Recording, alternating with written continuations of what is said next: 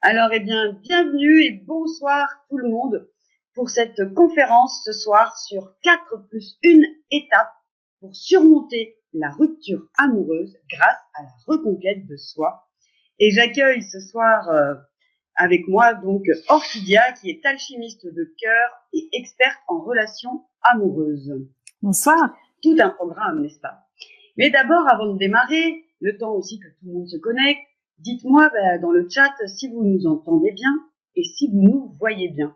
Vous pouvez mettre un 5 sur 5, un OK, un c'est parfait aussi. C'est pas mal le c'est parfait, moi j'aime bien. Enfin voilà, faites-nous un petit signe pour voir que vous êtes bien là avec nous ce soir, puisque Orchidia a beaucoup de choses à vous délivrer et qu'on se prépare encore à une soirée super intéressante. Et à vrai dire, elles le sont toutes parce que vous le savez, à l'Académie de la Nouvelle Vie, eh bien, on n'accueille que des stars. Enfin, en tout cas, que des champions dans leur domaine, des gens qui ont fait leurs preuves et qui sont ravis de pouvoir partager tout ce qu'ils ont appris avec nous tous. Donc, je vois que Marie-France dit nickel et que Catherine dit yes. Donc, bien, bonsoir Marie-France, bonsoir Catherine. Et c'est donc formidable, vous nous entendez bien. Donc, du coup, je vais pouvoir vous dire un petit peu ce que vous allez voir ce soir. Parce que vous êtes peut-être là parce que vous voulez tourner la page et enfin retrouver l'amour sans risquer d'avoir le cœur brisé à nouveau. Vous en avez marre des ruptures amoureuses subies ou choisies. Votre statut de célibataire ne vous convient plus. Vous voulez oublier votre ex et retrouver la confiance en vous.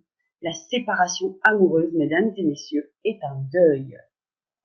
Vous vivez donc le manque, une sensation de vide. Vous avez peut-être même l'esprit confus et les émotions qui jouent au yo-yo. Vous doutez de vous et perdez la confiance et l'estime de vous. La peur d'aimer s'installe en même temps que le désir d'aimer et d'être aimé. Il est donc urgent de se reconstruire en douceur, apprendre à se donner de l'amour à soi, comprendre les mécanismes amoureux et bien sûr pour éviter de reproduire les mêmes erreurs. Vous allez donc découvrir ce soir avec Orchidia le secret le mieux gardé à propos de l'effondrement physique, émotionnel et même physique du chagrin d'amour. Le cycle du deuil amoureux et de la reconquête de soi. Également les 3 vraies fausses rumeurs à propos de la rupture amoureuse qui vous empêche de la surmonter. Vous verrez également la formule pour se reconstruire après une rupture et se reconnecter à soi. Donc les 4 plus une étape. Et en bonus, Orchidia va vous dévoiler son astuce préférée pour retrouver la sérénité en 5 minutes. Alors, eh bien, vous allez me dire, oui, d'accord, mais qui est Orchidia? Eh bien, Orchidia qui se définit comme une alchimiste de cœur, parce que son rôle est de transformer la souffrance en joie de l'être, le blocage en voie de libération. Elle est également auteure de 3 livres sur l'amour.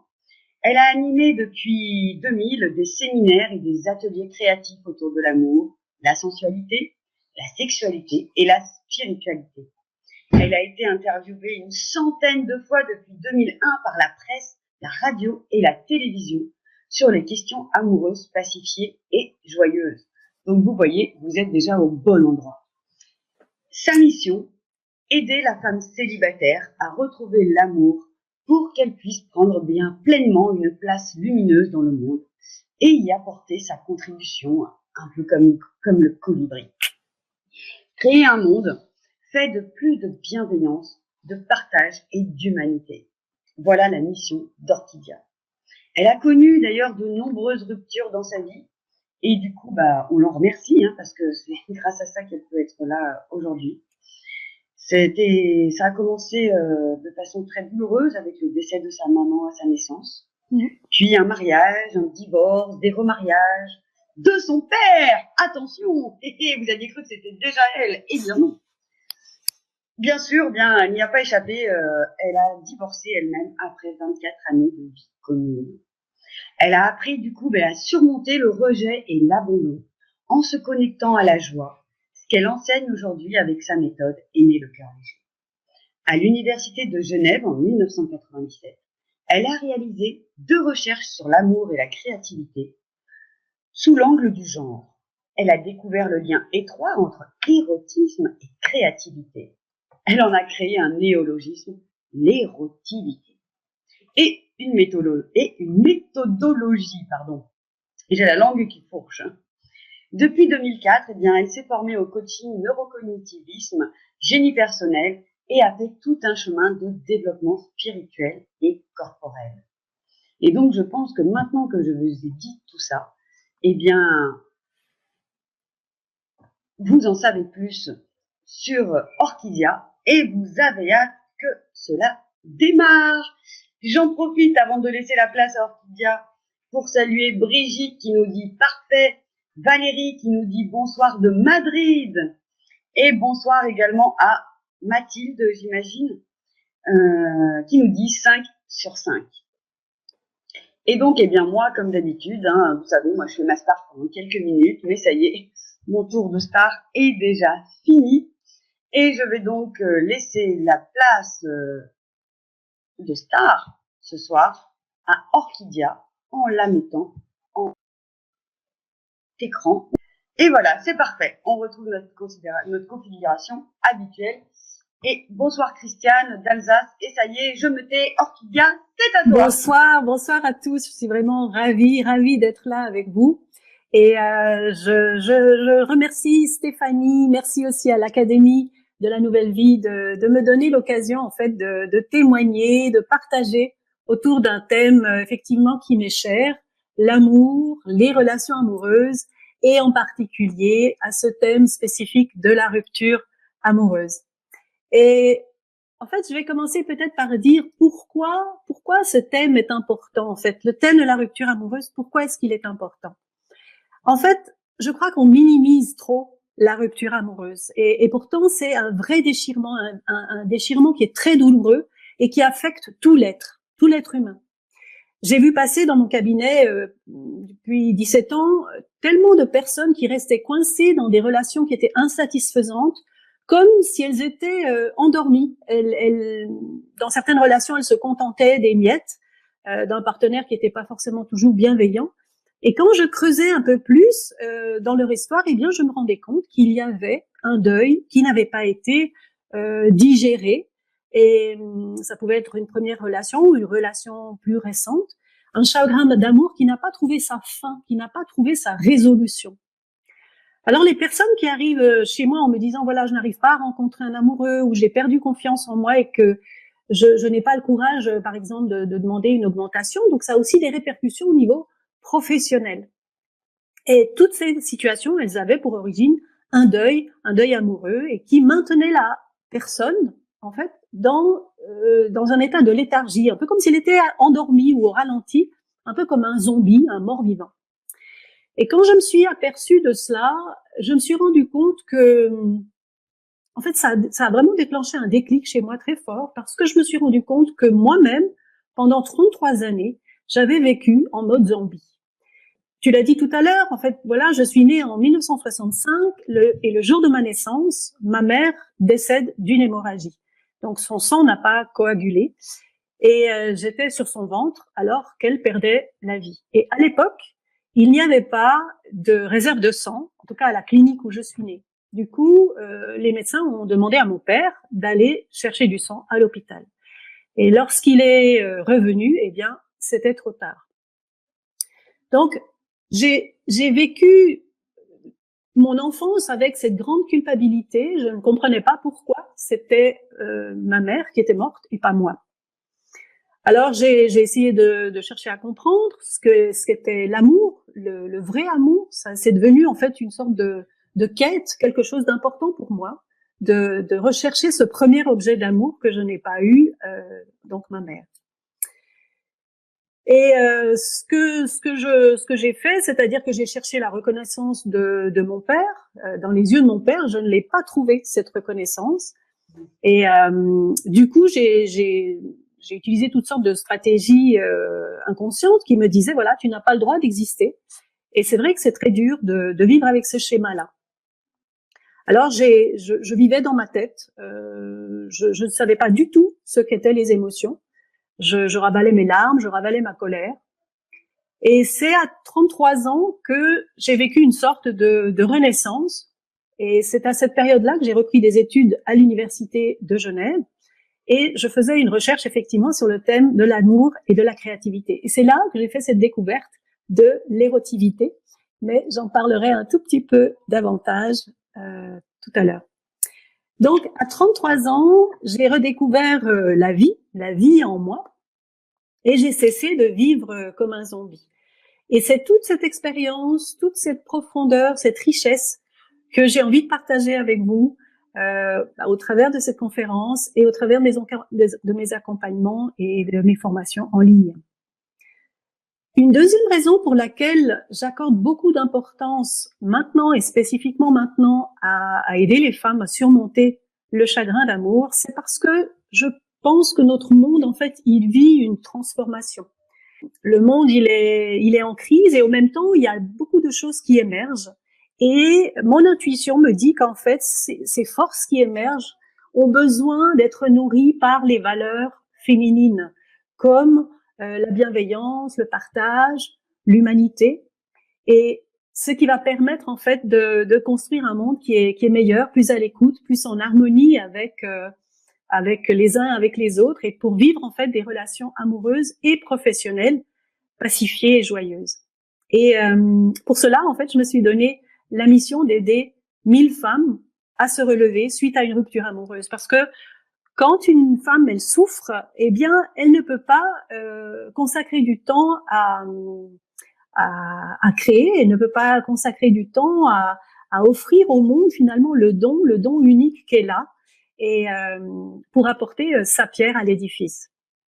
Donc, je lance un appel à toutes les femmes, aux hommes aussi évidemment de partager cette vidéo, même si vous la voyez ultérieurement, enfin en replay, parce que ça peut vraiment apporter des pépites et puis de pouvoir essaimer ce message d'amour et de se reconstruire.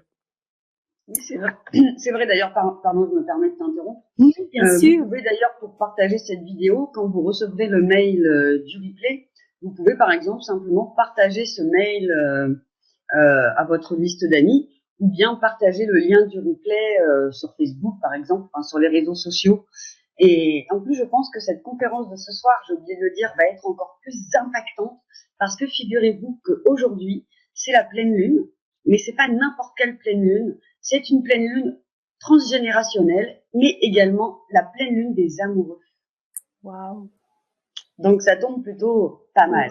C'est une pleine lune de guérison avec de l'amour, du transgénérationnel, donc je crois qu'on est en plein dedans. C'est génial. Magnifique. C'est beau, hein, c'était pas fait exprès. Hein. Ah ouais, ça c'est vraiment un cadeau. Alors en tout cas magnifique. Et je pense que vous pourrez bénéficier effectivement de cette énergie encore en regardant le replay. Moi j'aimerais bien savoir, pour les personnes qui sont là, d'écrire dans le chat quelle est votre situation amoureuse actuelle. Si vous êtes en couple ou divorcé ou séparé ou célibataire, et depuis quand. Je serais curieuse de voir un tout petit peu, voilà, quelles sont votre situation actuellement. Ah. Tu sais, Orchidia, qu'il y a toujours un petit temps de décalage entre le moment où tu poses la question et que les personnes l'entendent et donc peuvent nous répondre. Et du coup, eh bien, je vais en profiter de cette pleine lune de guérison et des amoureux et tout, pour dire quelque chose que j'ai encore beaucoup de mal à dire et que je ne dis jamais. Ma propre situation, eh bien, je suis séparée, en cours de divorce, et cela depuis 3 ans maintenant. Voilà. Merci. Ce qui me concerne. Et effectivement, tout ce que j'ai dit au début, dont tu vas parler dans ce webinaire, je me suis sentie concernée par le côté avoir peur de recréer une relation avec quelqu'un parce qu'avoir peur que ça se termine.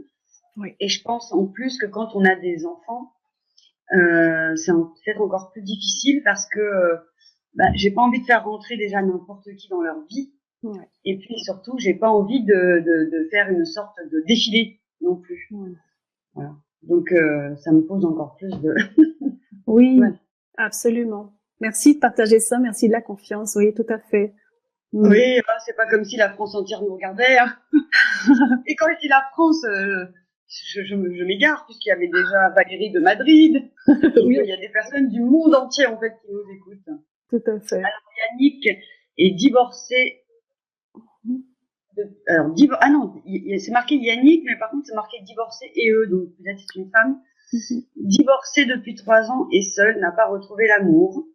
Valérie, elle est divorcée depuis 15 ans.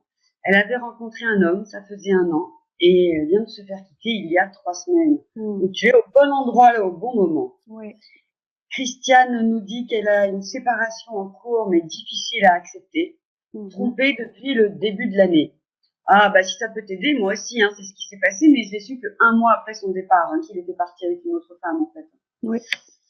Qui n'était en plus pas sans savoir la femme que nous étions mariés avec une famille, et que c'était déjà une famille recomposée, donc c'est encore plus d'éclatement. Et Valérie, donc, est séparée depuis 1 mois après 20 ans de vie commune, et comme si elle n'était pas remise de sa précédente rupture qui était passionnelle. Oui. Yannick précise qu'elle est une femme, et Ludovic, en couple depuis 17 ans, et papa d'un nouveau-né. Hey, bonjour Ludovic, bonjour Yannick, bonjour Valérie, Christiane, Yannick, ouais, super, et puis toutes les autres personnes, magnifique. Ok, ben n'hésitez pas à continuer à marquer votre situation si vous le souhaitez. Je vais, si vous êtes d'accord, donc commencer à présenter le PowerPoint. Donc je vais connecter la présentation.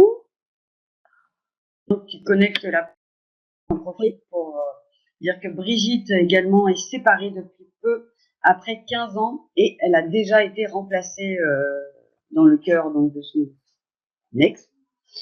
Catherine, je suis veuve depuis 2013 et ai rencontré un homme au bout d'1 an et demi. Cet été, j'ai tenté de m'en séparer à plusieurs reprises, car cette relation ne me satisfait pas. Le 28 mars, il m'a poussée violemment et je me suis retrouvée aux urgences avec un pneumothorax. J'ai porté plainte et depuis le 30 mars, silence radio. Et enfin Marie-France, séparée depuis bientôt 2 ans et besoin de trouver quelqu'un qui me corresponde vraiment. Alors, eh bien, vous savez que ce soir, du coup, moi, je me sens, même si là, Orchidia n'est plus là, je me sens quand même beaucoup moins seule avec toutes vos histoires dans le chat. On est vraiment nombreux à vivre cette séparation. J'espère que vous la vivez Ça y est. Pas trop mal. Ah, ça y est, revoilà Orchidia. Désolée. Tout d'abord, je vais partager déjà une citation que j'aime beaucoup, qui est « Refuser d'aimer par peur de souffrir, c'est comme refuser de vivre par peur de mourir. » Et je crois qu'avec ça, eh bien, ça nous donne en fait peut-être espoir, parce que ça permet peut-être de relativiser nos peurs en fait. Hein. Voilà ce que je vous propose comme programme ce soir. Eh bien, tout d'abord, l'introduction. Je vais me présenter peut-être encore quelques éléments que vous n'avez pas encore, que je n'ai pas encore mentionnés. Le secret le mieux gardé par rapport aux 3 facettes du chagrin d'amour, le cycle du deuil amoureux, les 3 fausses rumeurs, et puis la formule. Et en bonus, je vous dévoilerai effectivement une astuce pour retrouver la sérénité en 5 minutes. Et puis, avec votre permission, je vous présenterai la méthode Aimer le cœur léger, qui est réservée aux académiciens. Voilà. Donc, c'est vrai que je suis un peu aujourd'hui comme sur le seuil de ma 4e vie. La première vie, eh bien, j'ai travaillé comme chef de publicité dans le domaine automobile et pharmaceutique. Et puis, à 29 et 31 ans, je suis devenue maman. Donc, je suis sortie du domaine professionnel rémunéré pour m'occuper d'eux. Et à cette période, eh bien, à l'université à Genève, j'ai fait une recherche sur la créativité et sur l'amour. Et cette recherche m'a donné à voir cette équivalence qu'il y avait entre l'énergie érotique, qui est une énergie de création. Et pour moi, j'en ai fait, et c'est ce mot que j'ai inventé, l'érotivité, c'est cette capacité que nous avons en fait à alchimiser nos polarités, féminines, masculines, émotionnelles, mentales. Et c'est devenu en fait depuis 97 en fait une grille de lecture et d'accompagnement qui est tout à fait spécifique et unique. Je suis aussi artiste, donc j'ai commencé à peindre en 2014. J'ai fait des expositions de peinture, je chante dans une chorale de gospel, donc j'ai ce côté artistique en moi. Et puis le côté entrepreneur, où j'aime vraiment partager ce que je fais. Voilà, donc ici on me voit ici à gauche avec ma tante qui est venue d'Espagne quand je suis née, donc c'est moi un jour ou deux, non, enfin quelques jours de naissance. Voilà, donc là on me voit bébé dans les bras de ma tante qui est la sœur de ma maman. Donc elle est venue d'Espagne, donc ma maman était espagnole, elle est née à Malaga, donc elle est venue. Et on me voit ensuite en bas quand j'ai signé, j'ai dédicacé mon premier livre, parce que j'ai écrit effectivement 3 livres autour de l'amour. En haut, on me voit donner un séminaire et où je présente effectivement ce qui se passe au niveau de notre bas-ventre, hein, l'émotivité, le moteur, les émotions, et cette spécificité de vraiment aller contacter cela. Et puis en bas, une interview que j'ai faite à Télévision 8 Mont-Blanc lors de la Saint-Valentin. Et alors, je vais vous parler maintenant donc des 3 facettes du chagrin d'amour. J'ai interviewé l'année passée le professeur Alain Ferrand et il a vraiment développé une grande connaissance de la thématique du chagrin d'amour et il a parlé de ces 3 facettes et que sont en fait le besoin de sécurité d'abord, parce que quand on est amoureux et quand on est déjà enfant, en fait, on a des besoins de sécurité. Et quand on est amoureux, ben on a une sensation de sécurité. Quand on perd l'être que nous aimons, eh bien, on va perdre nos repères. On va perdre nos repères, par exemple, relationnels, c'est-à-dire que les amis que nous avions en commun, et les relations familiales aussi qui faisaient partie de la famille de notre compagnon ou de notre compagne. On va perdre aussi les lieux où on allait ensemble, c'est-à-dire qu'on peut y retourner, mais ça n'a plus la même connotation lorsque l'on est divorcé, séparé ou que l'on vient de vivre la rupture. On va perdre aussi des repères au niveau temporel, c'est-à-dire que par exemple notre partenaire qui arrivait toujours à la même heure, il y avait des rituels et du coup ça marquait en fait une journée. On va perdre aussi les gestes du quotidien, hein, les attentions. Donc l'environnement peut soudain devenir hostile, inconnu. Évidemment, le mobilier aura peut-être changé aussi. On va peut-être devoir déménager. Donc tous ces repères façonnent notre besoin de sécurité. Et effectivement, lors d'une rupture amoureuse, eh bien, il y a cette problématique-là. Le deuxième besoin qui est impacté lors d'une rupture amoureuse, eh bien, ce sont les besoins narcissiques. Lorsqu'on est amoureux, eh bien, on se voit dans le regard de l'autre.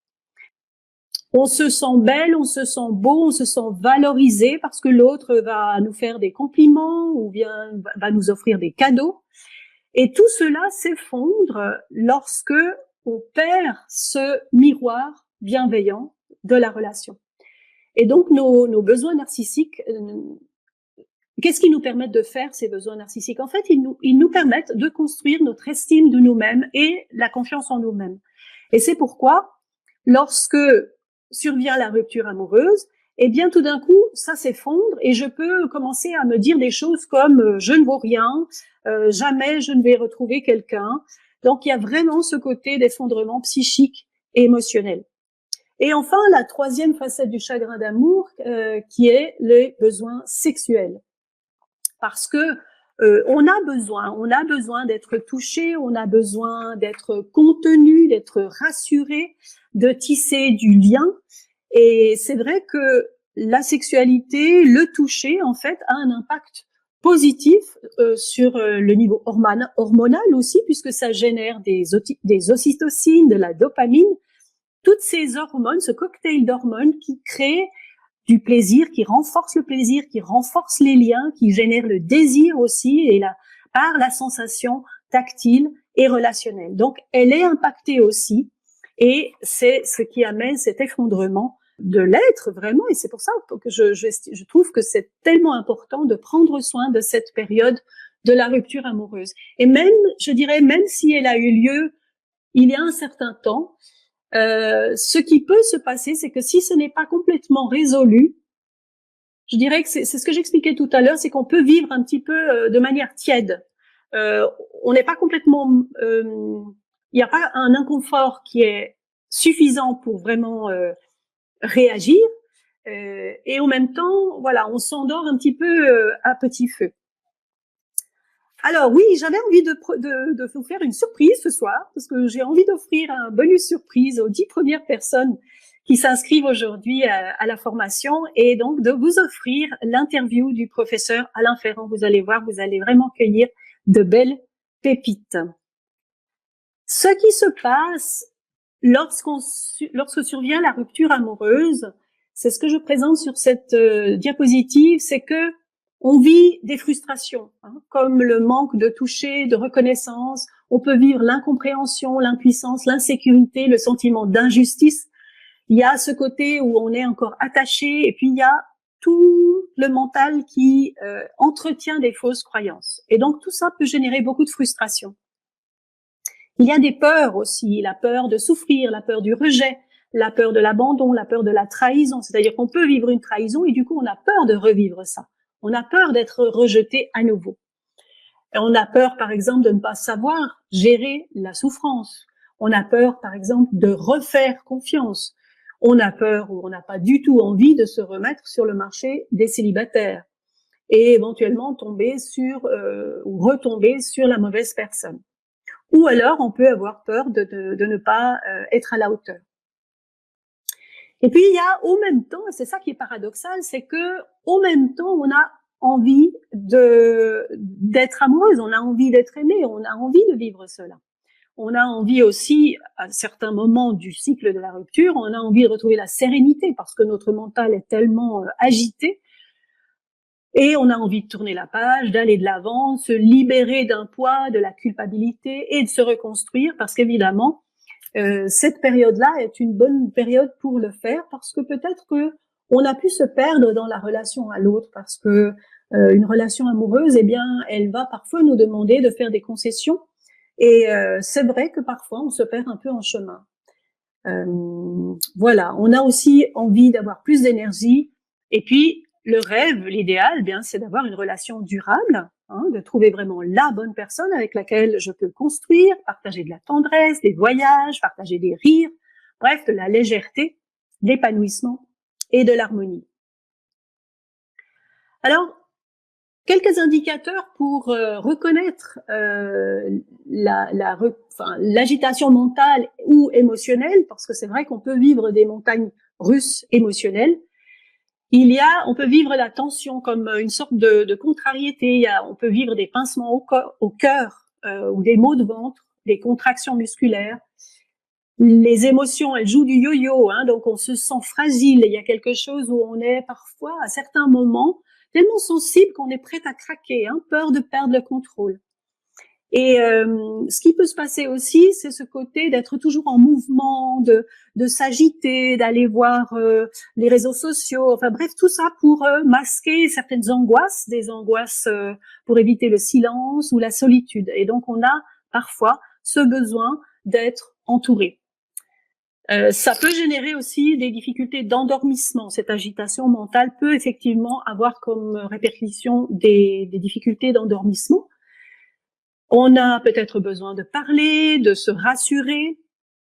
Il peut y avoir aussi, on peut observer ça, hein, si vous voyez ça auprès d'amis qui vivent ce genre de situations qui sont visibles, hein, comme par exemple se ronger les ongles, ou bien des mouvements incontrôlés, des yeux qui clignent, ou des tremblements de paupières, ou des pieds, ou les jambes qui bougent comme ça. Voilà. Ce côté être aussi de sursauter, de crier au moindre bruit, cette hypersensibilité, réaction excessive. Il y a Mathilde qui a précisé qu'elle était séparée, veuve, et actuellement en couple, et elle vit comme un zombie et est souvent déprimée. Ah, waouh. Oui, oui. Donc c'est ça, de retrouver peut-être quelqu'un, mais il y a quand même un schéma qui n'a pas été complètement résolu. En tout cas, merci du partage. Merci. Pardon, Yannick, en parlant de tout ce que tu as parlé, là, les tics, etc., disait très bien observé, en dehors des tics et du qui-vive, je suis passée par tout ça. Ah, waouh. Ouais, effectivement. Ouais, ouais, super. Lors de la rupture amoureuse, en fait, on se pose plein de questions. On se dit voilà, pourquoi moi qu'est-ce qu'il faut que je fasse? On se pose des questions. On vit des sensations un peu paradoxales de tristesse, de colère, de frustration, de manque. On l'a vu. Et la bonne nouvelle, c'est que il existe en fait un moyen. Il y a la possibilité effectivement de se reconstruire et puis de pouvoir souffler et de retrouver la confiance. Je vais partager avec vous maintenant effectivement la courbe du deuil. C'est la doctoresse psychiatre suissesse Elisabeth Kubler-Ross, qui est née en 1926, qui a pour la première fois observé cette courbe parce qu'elle a accompagné de nombreuses personnes dans leur phase de fin de vie. Et du coup, elle a vu la famille de ces personnes qui étaient en train de mourir. Et lorsque on annonce un décès, ou dans notre cas ici, il s'agit d'une rupture, eh bien, il y a cette première phase qu'on appelle le choc. Le choc, c'est quelque chose qui nous rend comme ça nous vient en pleine poire. On ne s'y attendait peut-être pas du tout. Et voilà, il y a vraiment ce choc qui peut durer quelques jours, peut-être plus longtemps. Donc ça, c'est vraiment un impact très très fort. C'est un peu comme une énorme peur en fait, quelque chose vraiment que l'on n'attendait pas. Puis survient, dans la plupart des cas, une phase de déni. Qu'est-ce que ça veut dire le déni? C'est-à-dire que on ne veut pas y croire, on ne veut pas accepter la situation. Donc dénier, c'est dire non à la situation. Donc vraiment, on met cette situation, on rejette en fait la situation. Et suite à cette situation, donc on ne veut pas accepter le fait que l'autre nous dise non, c'est fini. On va commencer à la phase descendante, qui est ce bouleversement émotionnel. On va vivre beaucoup de colère, peut-être de rage, parce que cette rupture, elle vient toucher toutes nos blessures, en fait, toutes nos blessures d'enfance qui sont impactées. Et puis aussi des sensations, voilà, d'injustice, et on a peut-être envie d'agresser l'autre. Donc voilà, mais on est aussi en même temps, on vit parfois aussi en même temps de l'impuissance. Suite à quoi? C'est aussi dans ce moment-là, non, qu'il y a la tristesse et la peur aussi qui peuvent se mélanger avec la colère et venir alternativement, non? Complètement, mais complètement. En fait, on vit un tsunami émotionnel qui nous amène beaucoup de confusion en fait, parce qu'on ne sait pas trier ce qui se passe, qu'est-ce qui nous appartient, qu'est-ce qui nous appartient pas. Oui, c'est vraiment un bouleversement. Je ne sais pas s'il y a des personnes qui ont laissé des commentaires par rapport à ça. Non, pas encore. Pas spécifiquement. D'accord. Ok, donc je vais poursuivre. Il y a la phase ensuite qui est ce qu'on appelle la phase de marchandage. Alors qu'est-ce que c'est que la phase de marchandage? C'est quand tout d'un coup, on a les neurones qui fonctionnent à peu près à nouveau, et puis on veut rattraper l'autre. On veut peut-être récupérer notre ex. On va essayer de négocier. On va essayer toutes ces stratégies de l'enfance quand on voulait obtenir quelque chose. Eh ben, elles vont réémerger, et puis on va essayer de trouver des moyens effectivement de récupérer l'autre, de marchander, de négocier, peut-être de baisser nos exigences pour rattraper l'autre. C'est une phase qui peut durer assez longtemps. Je vois certaines personnes qui sont vraiment coincées dans cette phase de marchandage, et c'est assez rare. Enfin, ça arrive aussi qu'on puisse récupérer l'ex, ça arrive tout à fait, et tant mieux quand ça marche. Simplement, ça peut être très douloureux. Il y a beaucoup de désillusions dans cette période-là, et qui va après effectivement nous amener à plonger encore davantage, parce que tout ce qu'on avait pu projeter sur l'autre, on se dit ok, ça va quand même marcher. Si ça ne marche pas, effectivement, ça peut vraiment nous amener à vivre la dépression, et disons au pire, on va dire, il peut y avoir des périodes de mélancolie, voire des périodes suicidaires. Donc c'est pour ça que c'est important de bien veiller à ce que on puisse faire quelque chose d'un événement qui nous arrive, quelle que soit la phase où on en est aujourd'hui. Valérie nous précise d'ailleurs qu'elle est dans la phase de dépression actuellement. Oh, ok. C'est important effectivement de prendre soin de ça. Je vais donner des suggestions tout à l'heure, de se faire aider, enfin voilà, vraiment de trouver le contenant. Et puis je parlerai vraiment de choses que vous pouvez faire à votre niveau, mais vraiment d'en prendre soin, de ne surtout pas rester seule, hein, Valérie. Donc vraiment de vous entourer. Bah déjà, elle est là ce soir, c'est déjà une bonne C'est chose. magnifique, absolument, vraiment. Et on a une question intéressante de Marie-France, et c'est marrant parce que Yannick aussi, on le reprend un peu. Quand on est à l'origine de la rupture, passe-t-on par ce deuil également? Oui, on peut passer par ce deuil également. On peut vivre, certaines personnes témoignent de culpabilité parce qu'elles ont pris la décision. Il y a aussi toutes sortes d'émotions qui peuvent venir. Et en même temps, c'est vrai que le fait d'avoir pris la décision peut nous amener, en fait, dans mon cas, par exemple, dans mon divorce, je vais témoigner de ça. J'ai mis 7 ans avant de vraiment décider de partir parce que voilà, je croyais que j'arriverais à améliorer la relation. J'ai tenté pas mal soit moi-même de thérapie que j'ai suivi. Et finalement, j'ai choisi de divorcer. Évidemment, pour moi, je l'ai vécu comme une libération. Donc, c'est vrai que la phase où on va remonter, elle va être plus rapidement là. Hein, donc, la phase d'acceptation, parce qu'évidemment, donc la phase d'acceptation va être plus vite là, parce que c'est nous qui avons pris la décision. Mais c'est important aussi de vivre ces émotions à cette période-là, même si nous avons pris la décision nous-mêmes. Et en tout cas, merci beaucoup pour cette question parce qu'elle est tout à fait pertinente. Et Yannick nous dit qu'elle a été à l'origine justement de la rupture et que curieusement, elle est passée par cette courbe, le choc de se rendre compte qu'ils ne pouvaient plus vivre ensemble, et Oui. ensuite le marchandage pour éviter la rupture. Pardon. Absolument. Oui, tout à fait. Et Christiane nous dit, la vie nous met dans cette situation pour guérir ses blessures, manques, etc. Cela nous renvoie à l'enfance et même avant. Quand tout va bien, on ronronne et il est peut-être temps d'avancer. Absolument, tout à fait. Super. Alors vient cette phase d'acceptation. Alors moi, j'ai envie de vous demander à toutes et tous qui êtes là, dites-moi dans le chat si vous êtes prête à accepter la situation, parce que il n'y a pas de transformation possible si on n'a pas accepté la situation. Alors je serais curieuse de savoir dans le chat, dites-moi oui dans le chat, si vous vous sentez que c'est le bon moment et que vous êtes prête à accepter déjà la situation et du coup vous donner l'occasion de vivre une phase disons, de remontée. Alors, en attendant que nos académiciennes puissent nous répondre, en ce qui me concerne, j'ai eu beaucoup de mal à accepter parce que j'ai en fait des valeurs familiales très fortes. Et pour moi, plus loin que le couple, il y avait toute cette famille, toute cette structure familiale qui allait autour. Oui. Et avec des enfants qui avaient déjà été pas mal éprouvés, on va dire, déjà.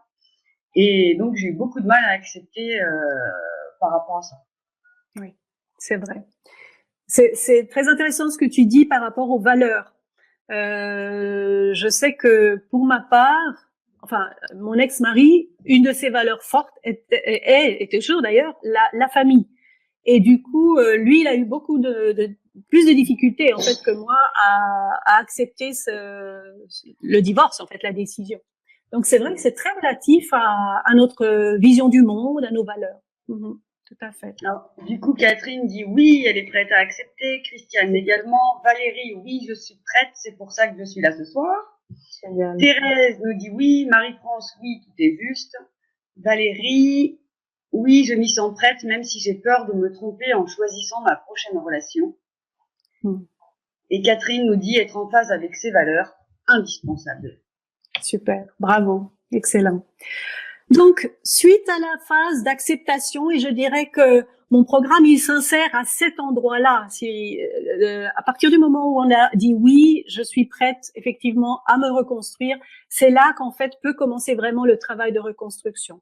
Et du coup, la phase d'après, c'est la phase du pardon qui correspond à la fin du programme, hein, avec la phase de renouveau qui correspond à la phase de célébration. Et puis de retrouver cette sérénité finalement. À chaque palier que vous montez, vous retrouvez un peu plus de sérénité. Voilà, donc je vais poursuivre. Voilà. Alors, oui. Brigitte, juste qui nous dit oui, mais aussi retour aux étapes précédentes. Ça, j'avoue aussi que ça me le fait. Des fois, j'ai l'impression que c'est pas forcément une courbe et que ça revient un peu comme une spirale et qu'on revient des fois à la colère même ou à la tristesse et qu'après on repart dans l'acceptation et qu'on retourne. Oui. Je dirais à l'étape de la colère parce que le choc, bon, forcément, il est passé. Le déni, bon, bah, à un moment donné aussi, c'est pareil, c'est passé. Mais par contre, ce côté colère, tristesse, ça peut revenir, ouais, des fois, j'ai remarqué aussi. Exact. Et c'est pour ça, et je vais en parler, c'est pourquoi c'est important de tenir compte des émotions. Et donc, on va en parler tout à l'heure. Parce qu'effectivement, sinon, toutes ces émotions, elles ne sont pas nettoyées. Et du coup, elles font surface parce que l'émotion, c'est un mouvement, hein, c'est une énergie. Donc, c'est quelque chose qui nous traverse. Et si elles ne sont pas conscientisées, elles vont faire leur chemin de manière inconsciente. Mais je vais en parler tout à l'heure. Et Yannick nous dit, j'ai mis 3 ans à accepter la situation, donc beaucoup de mal à passer à ce stade. J'avais besoin de me reconstruire. De plus, mon compagnon souffrait en plus. Depuis, ça va. Puisque Yannick était à l'initiative, je crois, de la rupture. Oui, absolument. Absolument. Si l'autre nous fait sentir voilà la souffrance et que voilà, on peut effectivement se sentir responsable de la souffrance de l'autre et du coup ça nous impacte aussi. Ça nous impacte aussi peut-être parce que l'autre nous fait sentir responsable, mais aussi parce qu'on a aimé cette personne. On n'a pas envie de le voir souffrir. Donc ça c'est effectivement des enjeux qui peuvent être difficiles effectivement à négocier. Donc l'essentiel pour vraiment pouvoir se transformer, c'est d'avoir une forte envie de changer, de prendre la décision de s'engager et de continuer jusqu'à avoir les résultats. Ce que j'ai envie de dire, quand par exemple on vit si par exemple on met la main sur une plaque chaude, notre réaction instantanée c'est de lever la main, d'accord? Donc on a une souffrance, on a une douleur et elle est tellement vive que l'on va tout de suite enlever la main. C'est tout à fait normal. La problématique, quand on a vécu un deuil, enfin une relation amoureuse, un deuil ou une rupture amoureuse qui n'a pas été digérée, si vous voulez, la plaque, elle est tiède. Et du coup, elle nous enlève de notre capacité à rebondir de manière vraiment, comment dirais-je, décisive. C'est pour ça que, comment dirais-je, pour pouvoir vraiment changer, il y a un moment donné où il faut prendre une décision. Et c'est la décision qui va vraiment faire que vous allez pouvoir aller de l'avant. Donc, je dirais que ça, c'est vraiment le moteur, que vous puissiez mettre le moteur, en fait, à pleine puissance pour pouvoir aller de l'avant. En tout cas, je vous le souhaite. Voilà, donc, tout cet aspect de reconstruction, ça va être pour vous, si vous voulez vraiment tourner la page, si vous dites oui, je suis d'accord, de faire des changements jusqu'à savourer les résultats. Et puis, il y a des personnes pour qui ce n'est pas le bon moment. Hein. C'est effectivement quand une personne elle est encore dans cette phase de marchandage où on veut récupérer son ex. Alors, c'est peut-être pas encore le moment d'être dans la phase de remontée. Évidemment, je ne vous offre pas ce soir une baguette magique. C'est vraiment un investissement de temps aussi, donc vous aurez besoin simplement de prendre du temps pour vous. C'est la volonté vraiment de vouloir changer. Et si effectivement vous ne voulez pas changer ou vous ne vous sentez pas responsable en fait de votre propre processus de changement, eh bien ça va être plus difficile pour vous. Ou alors que vous vous dites bon voilà, mon cas il est différent. Ou alors des personnes qui ont tendance en fait à savoir déjà tout et qui ne veulent pas apprendre quelque chose de nouveau. C'est important pour moi aussi de vous dire que il y a plus de 30% de femmes qui vivent seules en France. Parfois c'est un célibat forcé, parfois c'est une forme de résignation. Et ça peut effectivement engendrer le fait qu'on n'a plus de projet parce que on se consacre juste à vivre en mode survie, hein, travailler, s'occuper des enfants, voilà, faire les courses, et puis finalement on a perdu le goût de comment dirais-je, le goût de désirer, on a perdu nos rêves, voilà, c'est ça. Ce que je disais tout à l'heure, c'est pourquoi j'accorde vraiment tellement d'importance à cette thématique-là et que j'ai vraiment tellement envie de partager ces pépites avec vous, c'est que on a besoin des femmes, on a besoin de vous debout, on a besoin de vous désirantes, on a besoin de vous pleines d'énergie pour créer un monde qui soit un monde meilleur et que vous puissiez vraiment partager votre pépite avec le monde. Alors, je vais partager maintenant avec vous trois vraies fausses rumeurs à propos de la rupture amoureuse qui vous empêchent de la surmonter. Et avant de commencer cela, peut-être qu'il y a des questions ou des commentaires. Stéphanie? Nous avons 2-3 commentaires. Catherine qui dit oui, c'est cette décision qui fait le déclic. Quand tu étais sur la slide, donc si vous êtes prête, etc. Valérie dit, oh là là, c'est pas écrit en français au début, je sais pas parler espagnol. Je veux changer. Et Catherine parle effectivement de sororité, puisque c'était aussi ce que tu évoquais. Complètement. Magnifique. Ok, super.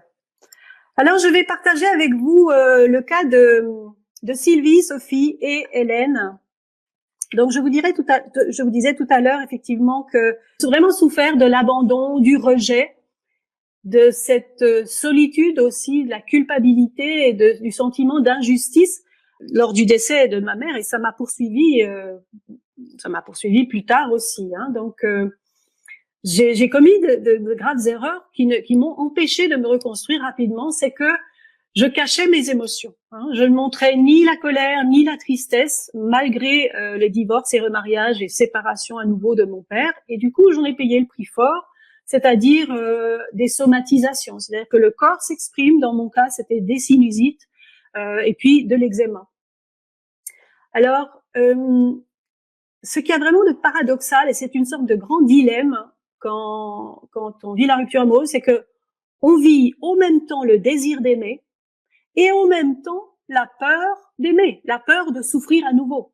Donc, c'est pas la peur d'aimer, mais c'est la peur de souffrir à cause de la relation d'amour. Et ça, c'est vrai que c'est quelque chose qu'il faut dénouer. C'est vraiment quelque chose qu'il faut dénouer parce que on vit un conflit, on appelle ça un double lien, hein, quelque chose qui nous tire en avant et quelque chose qui nous tire en arrière. Donc, c'est vrai que j'ai passé aussi moi-même une grande partie de ma vie d'adulte, voilà, dans la frustration, à connaître les montagnes russes émotionnelles. Je vivais ce silence, hein, je ne partageais pas cette souffrance. Je me posais plein de questions. Je vivais des doutes, le manque, une sorte de vide intérieur. Et jusqu'à ce que je découvre en 97 cette érotivité dans le cadre de cette recherche à l'université. Et depuis donc 20 ans, je travaille avec cette érotivité qui est en fait un néologisme que j'ai créé qui a pour principe moteur l'inclusion. Hein, l'inclusion, c'est le contraire de l'exclusion. Donc c'est un principe qui permet de transformer une crise en opportunité, un deuil en désir de vivre, une rupture en liberté amoureuse.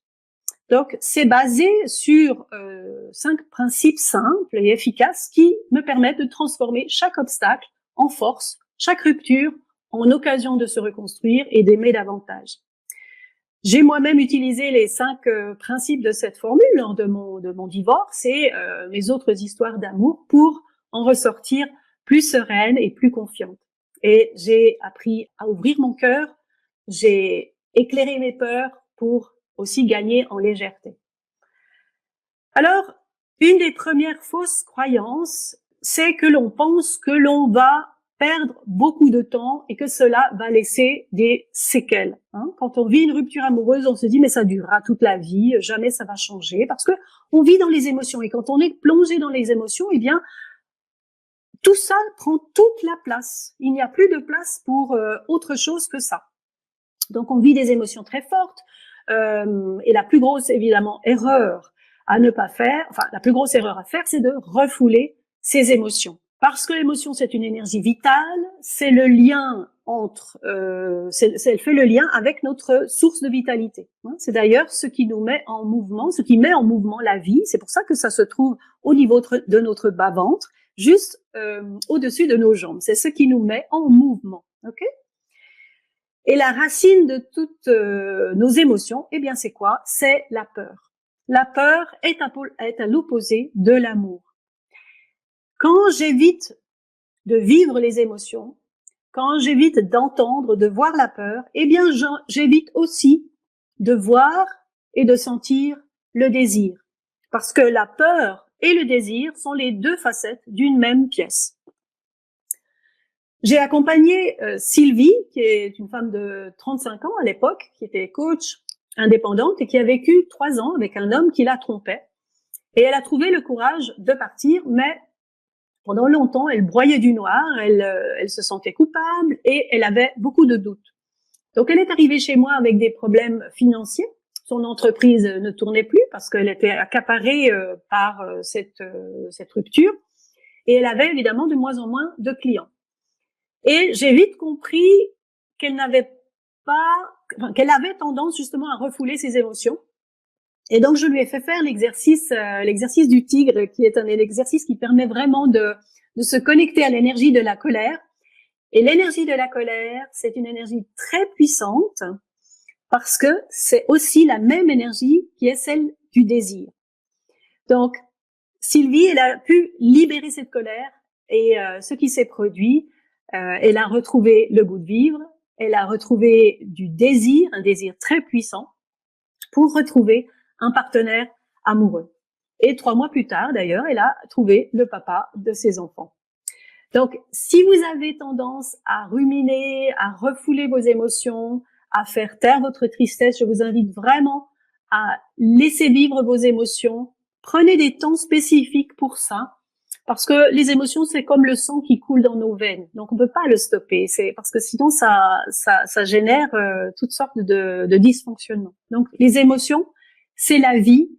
Donc, trouvez soit quelqu'un avec qui vous puissiez les faire sortir, ou alors simplement, ça peut être crier dans la voiture, ou bien pleurer sous la couette.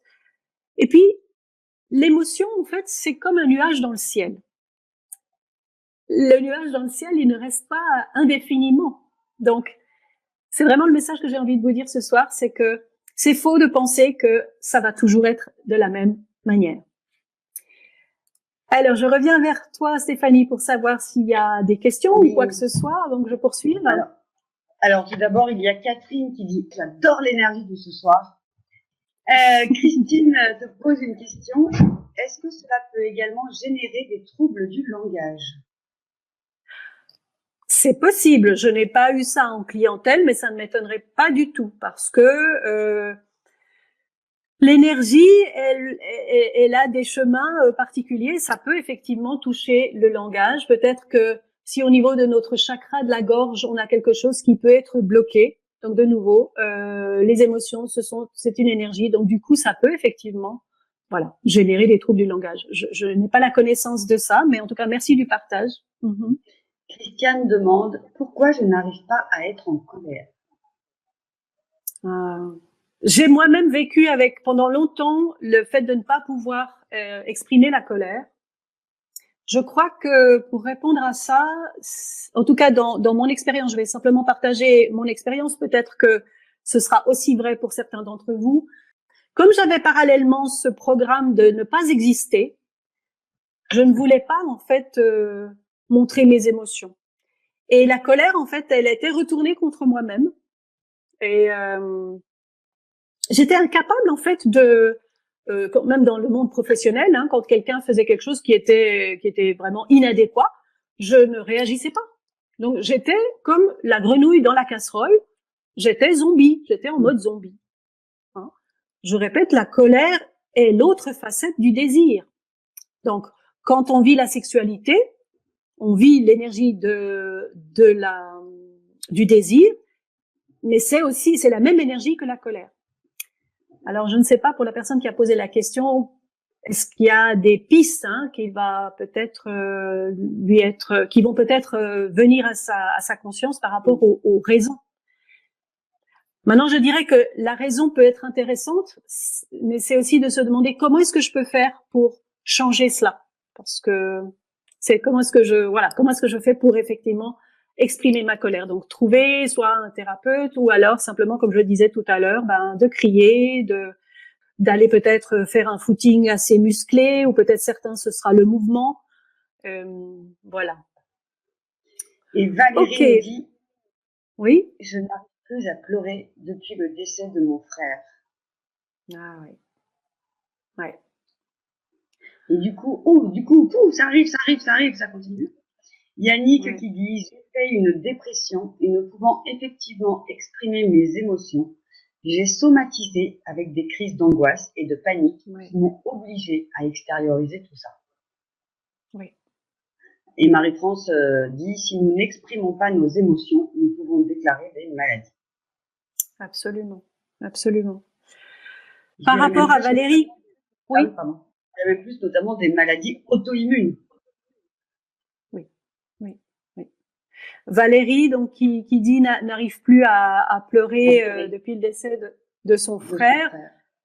Je peux pas expliquer la raison. Simplement, c'est que je vais simplement partager ce qui intuitivement me vient. C'est un peu comme si c'était encore un état de choc. Donc ça bloque tout, ça bloque toutes les fonctions qui sont en mouvement. Donc Valérie, vraiment, je vous invite à chercher de l'aide et puis de trouver les bonnes personnes. Et Christiane confirme que c'est vrai qu'elle retourne la colère contre elle et elle te remercie. Oui. Ça me fait chaud tous ces partages parce que c'est vrai que il y a vraiment des résonances et en tout cas merci beaucoup de partager ça.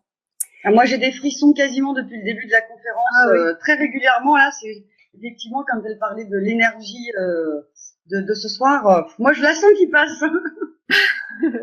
Oui, absolument. Moi j'ai très chaud aussi. En tout cas. Et du coup Isis nous dit bonsoir de Toulouse. J'arrive juste. J'espère qu'il y aura un replay. Oui Isis. Ne t'inquiète pas, il y aura un replay. Super. Ok, alors je vais poursuivre avec donc la troisième fausse croyance qui est quand on vit une rupture, on pense que c'est dur de retrouver le moral.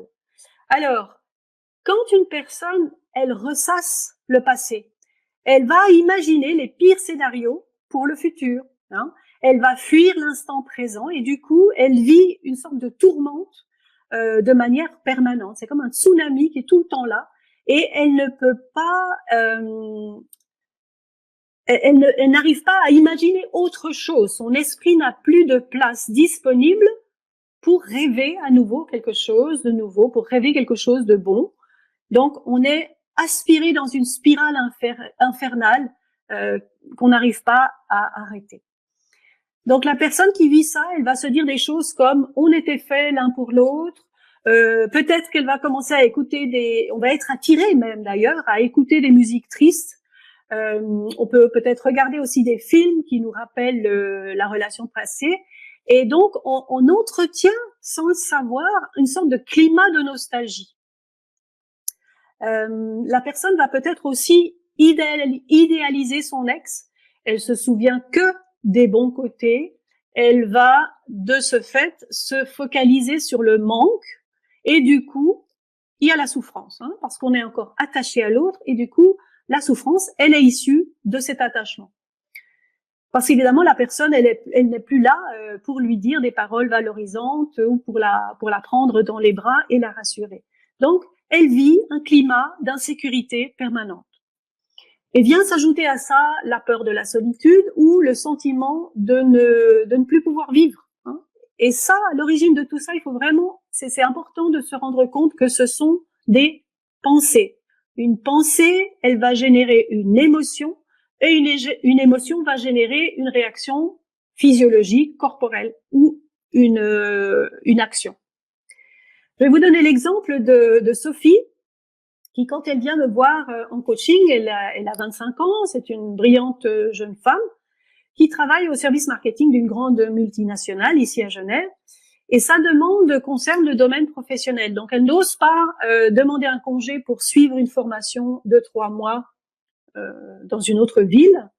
Et quand elle me parle de cela, en fait, je décèle assez rapidement chez elle une tendance à tout percevoir au niveau du mental. Donc, elle parle vite, son débit verbal est très rapide, elle me raconte beaucoup de choses qui sont un peu décousues. Et du coup, je commence à lui poser des questions sur sa vie privée et je découvre qu'elle avait rompu avec son petit ami 2 ans auparavant. Alors, on a travaillé avec elle les 5 phases du programme que je vous présente tout à l'heure, Aimer le cœur léger, pour surmonter sa rupture amoureuse.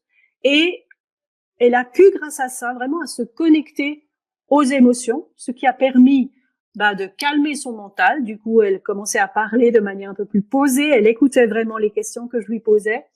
Et grâce à des exercices très simples, qui se trouvent aussi dans la formation, le mois suivant, elle a fait sa demande à son employeur, elle a pu suivre la formation qui a même été d'ailleurs prise en charge par l'entreprise.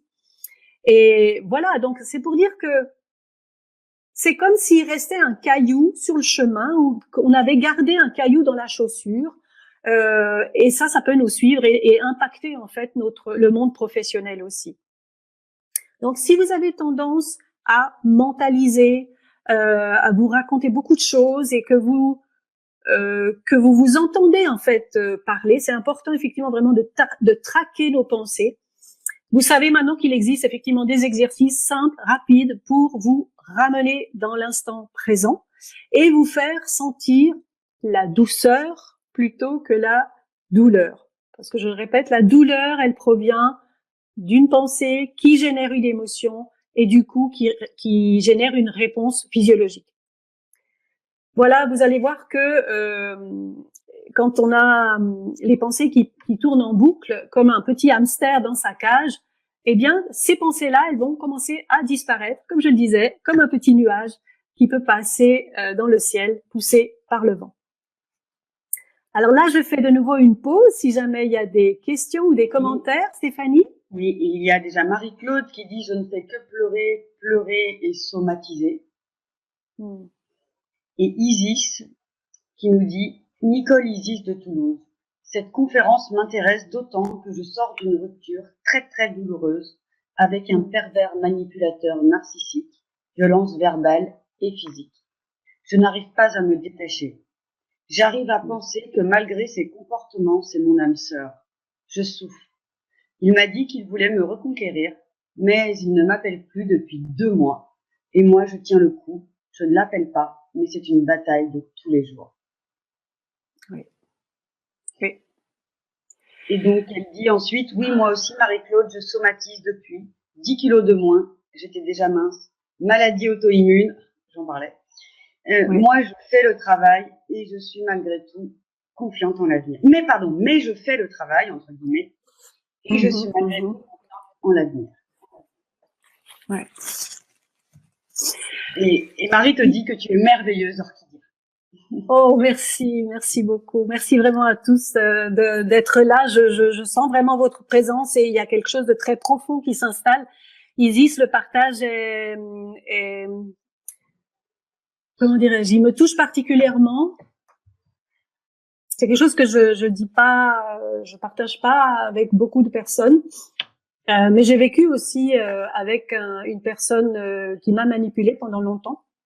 Et donc, c'est très, très difficile, effectivement, de quitter ce genre de personnes. J'ai pas de recommandations à faire. Moi-même, je savais, quand j'ai commencé à faire une recherche sur cette typologie de personnes, que le seul moyen de s'en sortir est de ne pas mourir, parce que moi, c'est ce que je vivais à ce moment-là. J'étais en train de mourir à petit feu dans cette fameuse relation. Eh bien, c'est de partir. C'est vraiment de partir à toutes jambes. Mais voilà, il peut y avoir des enfants, il peut y avoir différents enjeux, mais simplement, ce qui m'a sauvée, moi, je vais le partager aussi parce que Isis, ça peut éventuellement vous donner une piste. Si vous êtes déjà séparés, que vous ne vivez plus ensemble, c'est déjà bien.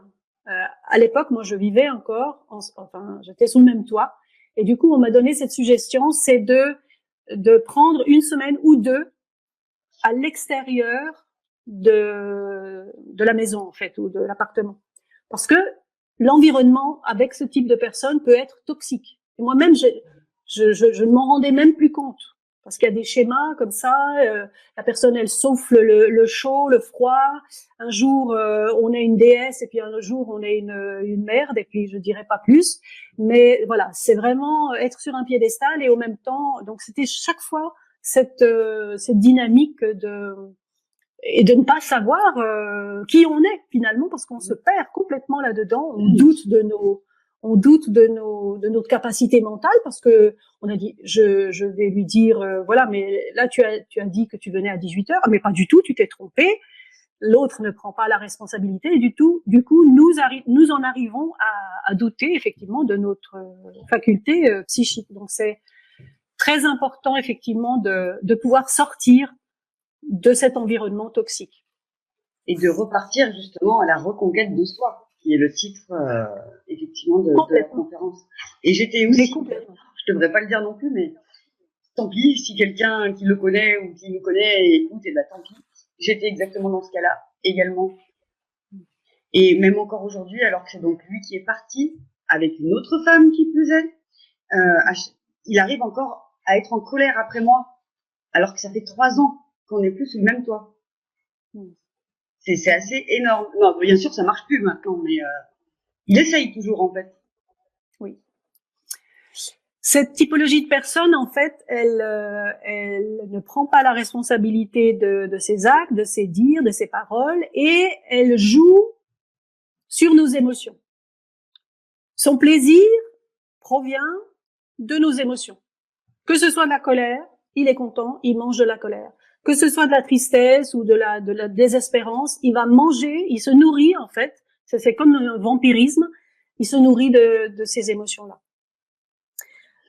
Alors, il y a Yannick qui a priori a vécu exactement la même chose, donc qui était à l'initiative de la rupture. Elle nous disait tout à l'heure, elle est partie pour ne pas mourir. Elle s'était déjà perdue. Et Isis lui répond, oui, j'ai fui, c'est tout à fait vrai, car moi aussi je mourrais.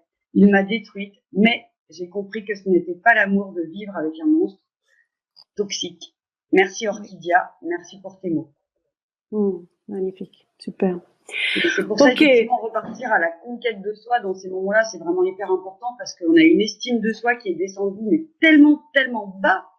Oui, c'est ça. Que il faut effectivement se faire aider pour remonter parce que tout seul c'est vraiment pas facile. Enfin, moi je me suis fait aider en tout cas au départ. Yannick dit merci Orchidia, que de vérité je trouve dans tes paroles. Merci, merci beaucoup. Ouais, ça me touche aussi. Merci. Ok, je vais poursuivre parce que c'est vrai que ça pourrait. C'est un sujet. C'est émotionnel. Hein. Oui, c'est émotionnel, mais c'est vrai. Mais c'est un sujet. Isis a ouvert un chapitre qui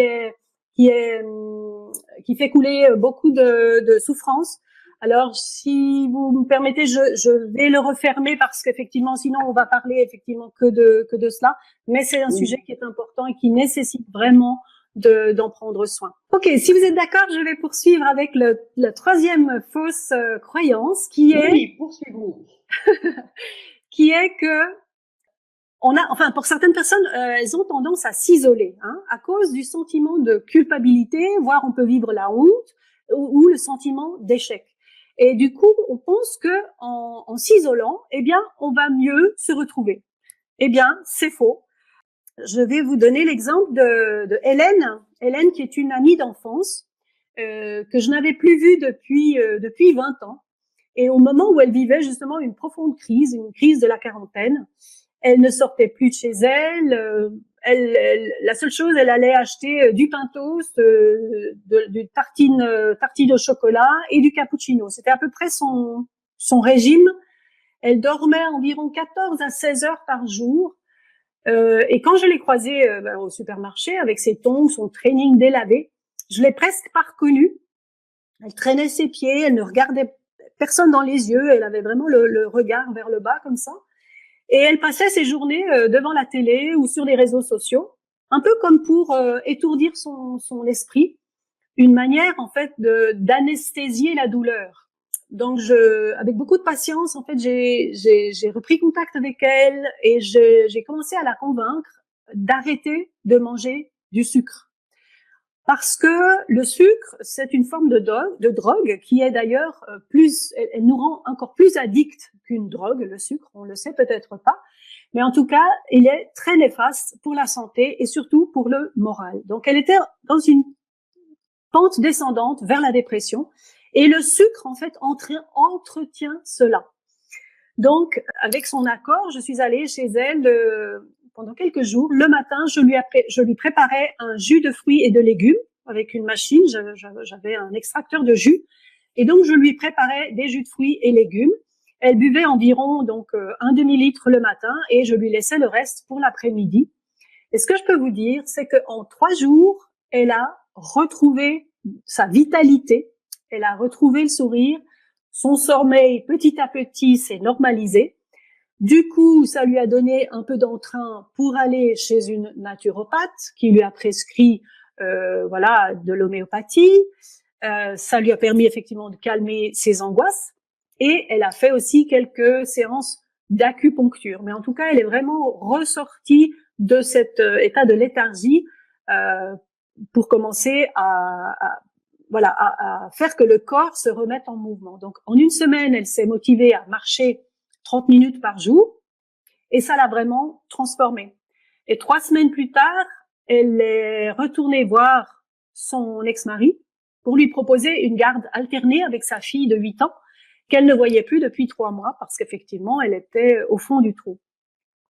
Alors voilà les 3 grands saboteurs qui nous empêchent de surmonter une rupture amoureuse. C'est aussi ce 3e grand saboteur, c'est le manque de corporalisation. Hein. Donc si vous avez tendance à rester sur le canapé, à manger voilà des chips et popcorn ou de la pizza devant la télé, je vous invite vraiment à sortir de la léthargie comme la grenouille. Plutôt qu'elle reste tranquillement dans la marmite à petit feu, eh bien, elle risque de finir toute cuite. Donc, mes amis, bougez, dansez, marchez, prenez des douches, nagez, courez, faites-vous masser, enfin, faites l'activité corporelle qui vous correspond. Peut-être que ce sera peindre aussi, ça peut être une activité créatrice qui génère des mouvements avec le corps.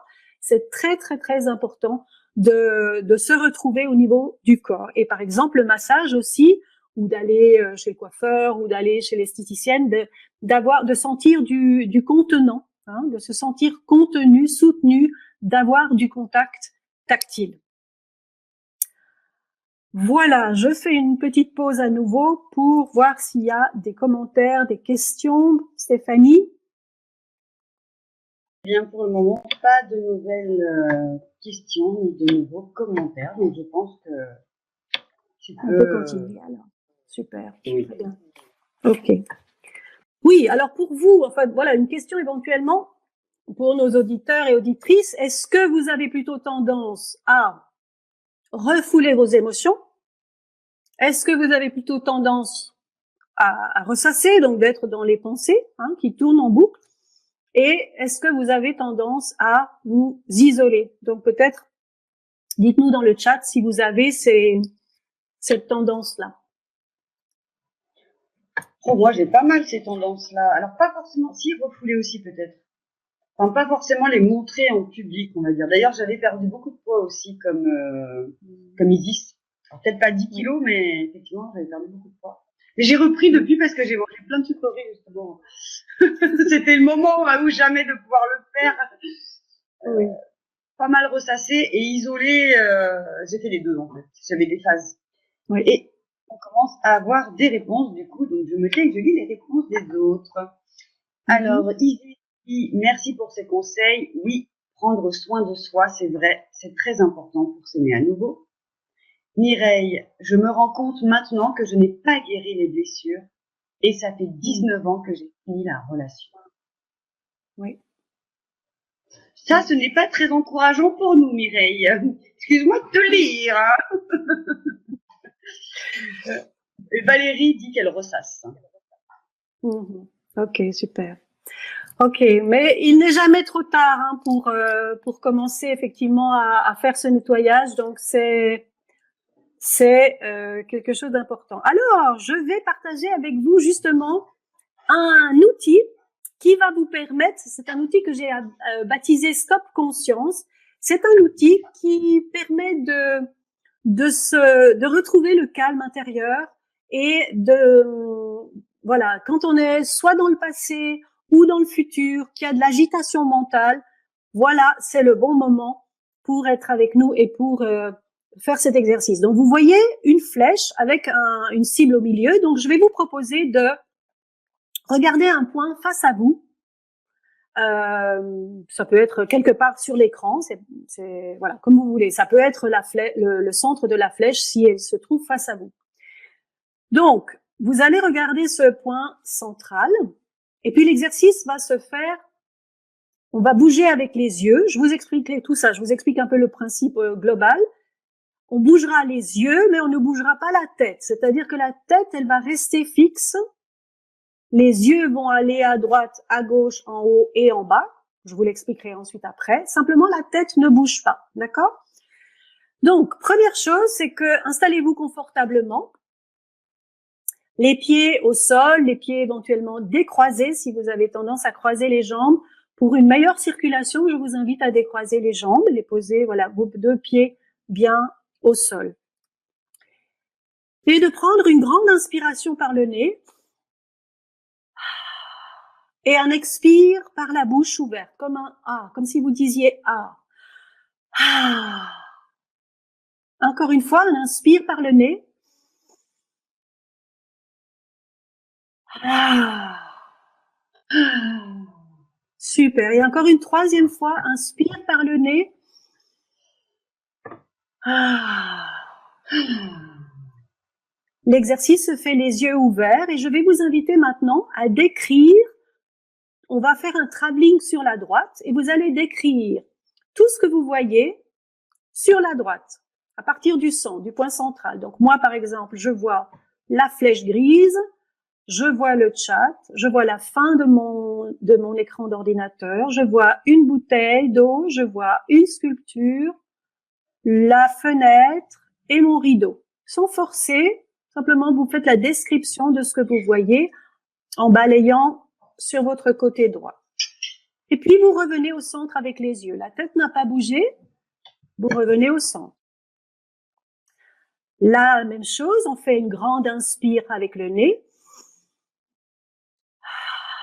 et expire avec la bouche. Super, encore. Inspire par le nez. S'il y a des bâillements, c'est très bien, c'est super, c'est que la mâchoire se détend. Ah. Encore une fois, inspire par le nez. Expire. Super. Avec la tête toujours bien droite, vous allez faire un travelling vers la gauche simplement avec les yeux. C'est-à-dire que vous allez décrire chose après chose, objet après objet, ce que vous voyez en allant sur la gauche. Donc moi, je vois la flèche grise, je vois la fin de mon écran, je vois une lampe, des fauteuils, le parquet, une plante et le canapé. Et je reviens au centre.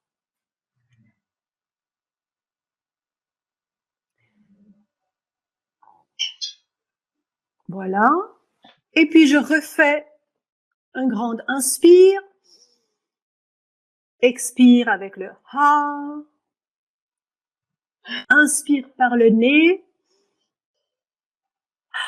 Expire par la bouche. Inspire par le nez. Expire par la bouche. On va faire un travelling vers le bas. Toujours la même chose, la tête ne bouge pas. C'est juste les yeux qui vont décrire tout ce que je vois vers le bas. Je vois la flèche grise, je vois la silhouette, je vois le menu de l'écran, je vois mon clavier, je vois ma table, et c'est à peu près tout. Je vois mes mains. Et mes yeux reviennent au centre. Je fais encore une fois ces 3 inspire, expire à votre rythme.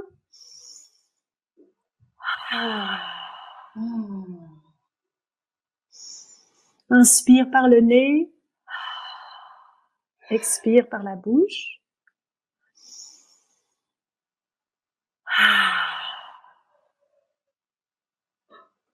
Et enfin, je vais faire le dernier travelling vers le haut, toujours la tête bien droite. Ce sont juste les yeux qui montent et qui vont décrire chaque chose depuis le point central. Je vois la flèche, je vois la fin de mon écran, je vois une lampe, je vois le balcon et je vois le plafond. Et je redescends au centre et je prends encore une fois une grande inspire. Inspire par le nez. Et si vous voulez rajouter un sourire sur votre visage, ça va vous amener encore du bien-être, une sensation de bien-être.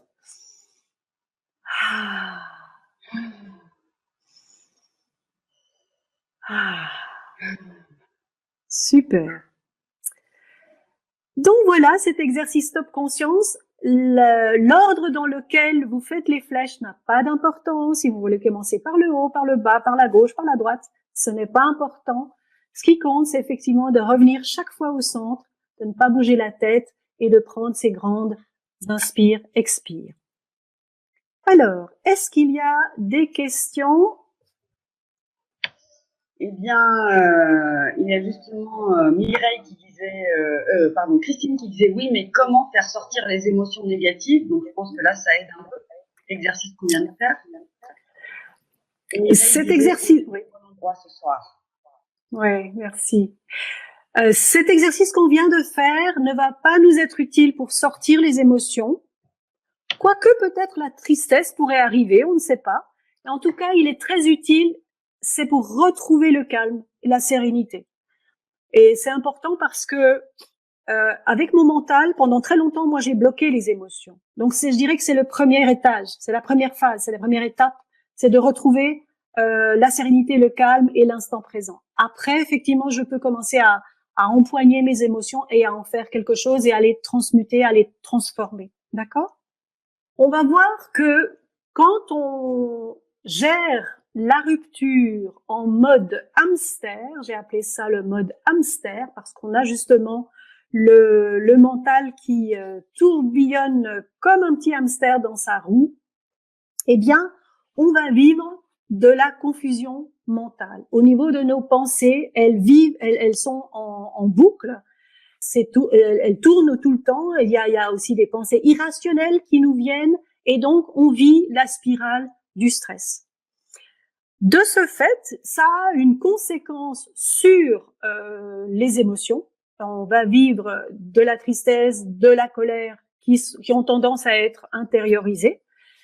Parce que effectivement, si on refoule nos émotions, c'est ce qui va se passer. C'est-à-dire que c'est un stress intérieur. Et la sensation du cœur, le cœur en fait, il va se sentir tout petit à l'intérieur parce que il y a plus de place pour vivre le mouvement et l'espace et le cœur ne peut pas prendre toute sa place parce qu'il y a justement cette tendance à refouler les émotions.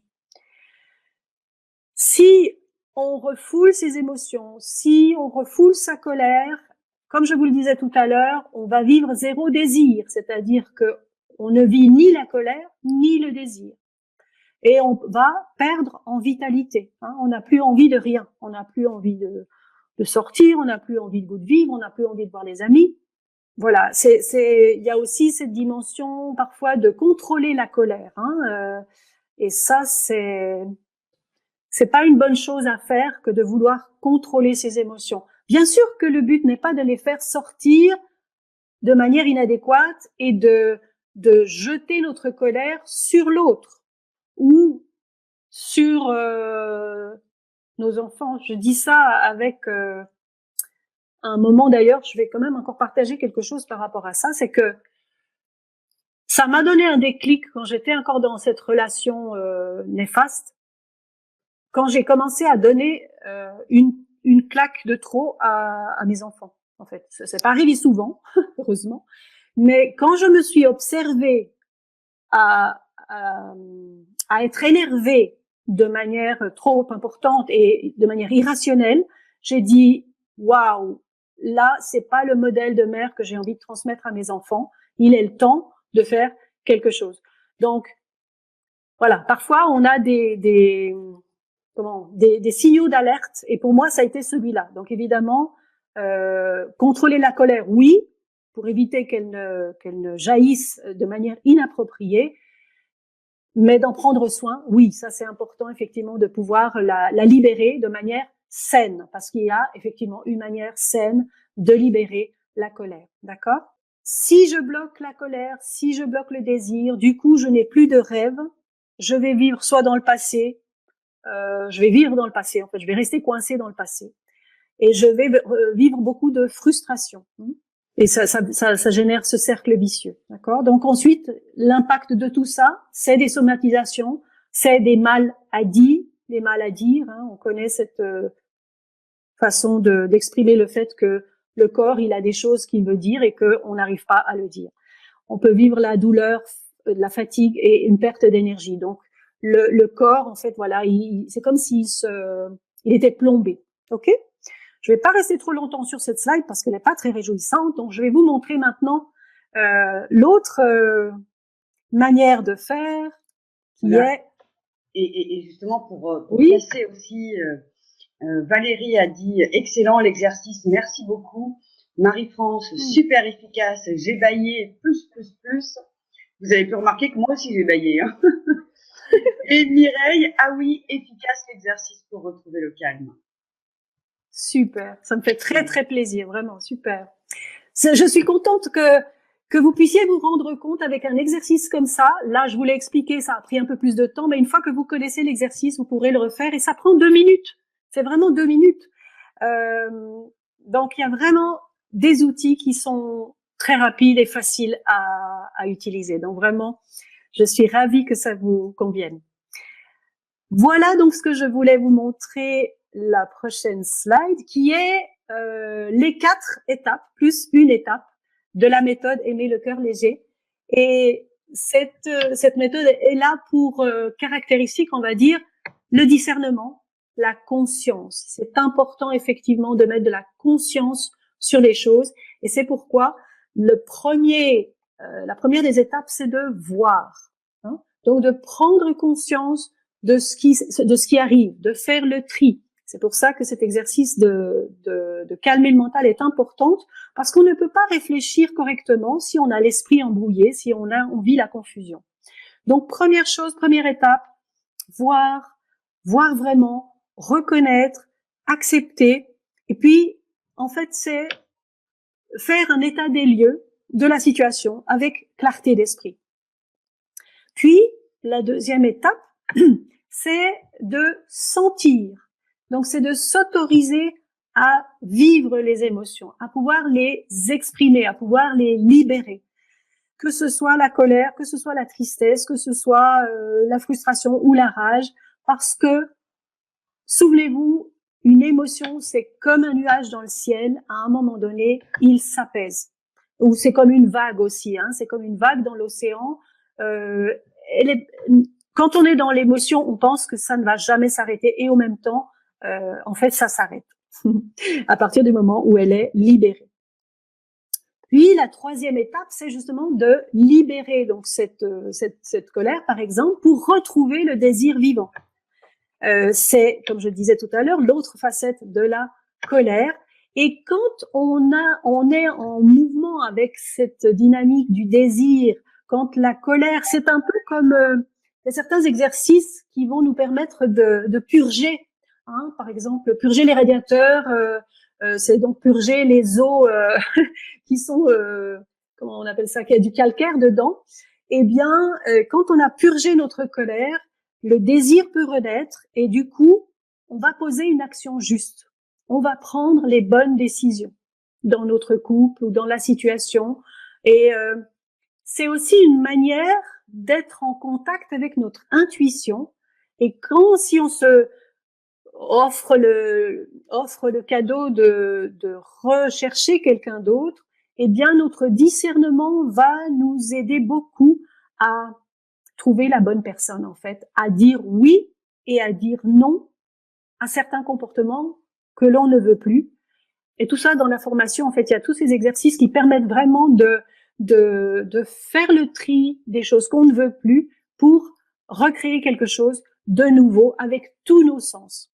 Donc on a vraiment un imaginaire qui est libéré. Et ça nous amène effectivement à vivre l'autonomie, la libération, la sérénité. Et on peut imaginer un petit cœur ailé. Ici, j'ai fait ce dessin. C'est comme si le cœur, en fait, il retrouvait cette légèreté, il pouvait s'envoler à nouveau. Et enfin, la cinquième étape, c'est cette étape de la célébration. Le corps, il est en pleine santé, en pleine vitalité. On va recevoir du toucher, on va peut-être danser, être en mouvement, et on va vivre la gratitude. Ça, c'est une énergie magnifique. C'est l'étape 5 de la formation. Je vous la présenterai un peu plus en détail tout à l'heure.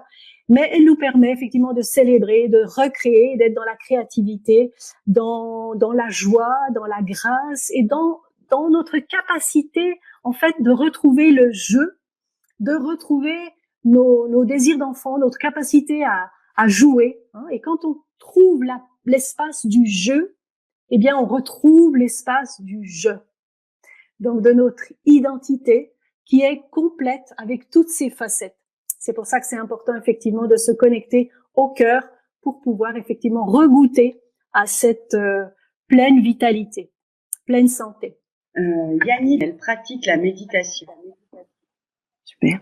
Le Qigong, la sophrologie, qui ont été son sauveur, et l'équitation.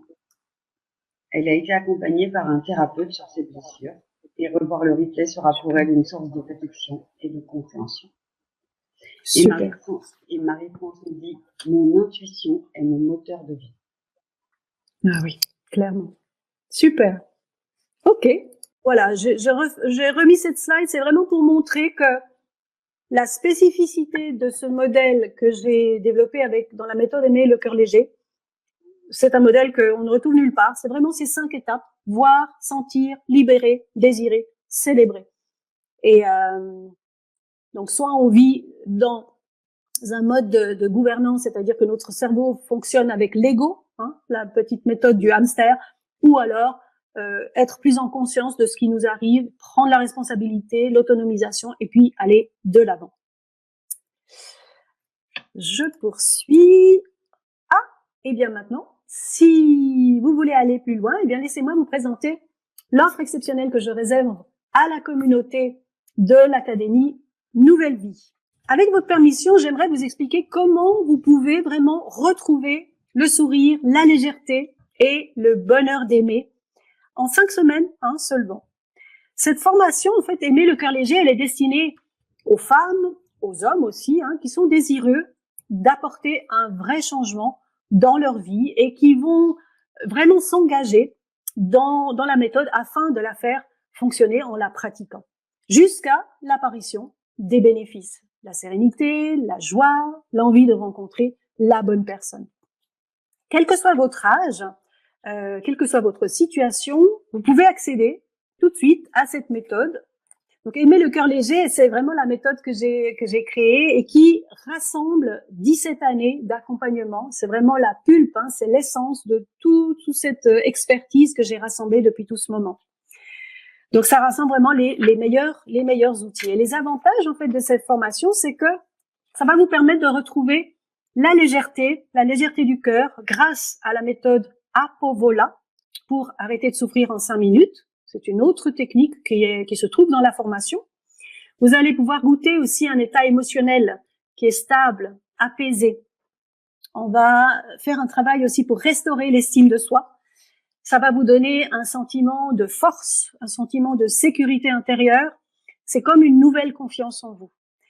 Et dans l'étape numéro 4, ça va vous permettre effectivement de réinventer le bonheur, votre imaginaire, avec votre imaginaire et avec les 5 sens. Donc aussi de vous reconnecter au cœur et à votre capacité d'aimer pour, bien sûr, vous préparer à rencontrer la bonne personne. Alors, la formation, en fait, elle dure que 5 heures, c'est-à-dire que les vidéos, elles sont courtes, elles sont concises, il y a beaucoup de contenu à l'intérieur, mais de manière très concise. Et en même temps, j'ai voulu prendre soin que les modules, de moduler la méthode pour que vos 5 sens soient ravis. Donc, j'ai rajouté des musiques aussi pour accompagner votre transformation. Il y a des pistes audio aussi pour faire des exercices tranquillement. Et vous y trouverez aussi des documents en PDF que vous pourrez télécharger.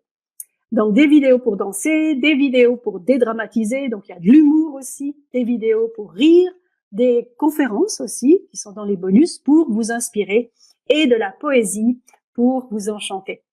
Voilà, donc ça, c'est ce qu'on trouve. Donc, c'est retrouver la légèreté du cœur, cette phase de la libération, goûter un émotionnel stable, je le disais tout à l'heure, et puis la phase de restauration de l'estime de soi, et puis la phase où on réinvente, on imagine, on se reprogramme en fait, on imagine de nouveau une nouvelle vie amoureuse, et puis prendre son envol grâce au cahier de gratitude, et vous pourrez donc remplir ce cahier plein de messages d'amour et de retrouver une nouvelle destination pour rencontrer la bonne personne.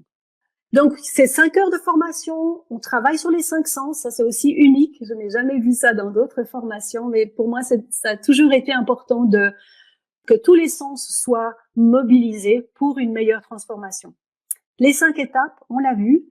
Et vous pouvez bien sûr choisir de suivre la formation en 5 jours ou en 5 semaines ou au rythme qui est le vôtre, sachant que vous bénéficiez à vie de la formation sur la plateforme de formation, la plateforme sécurisée.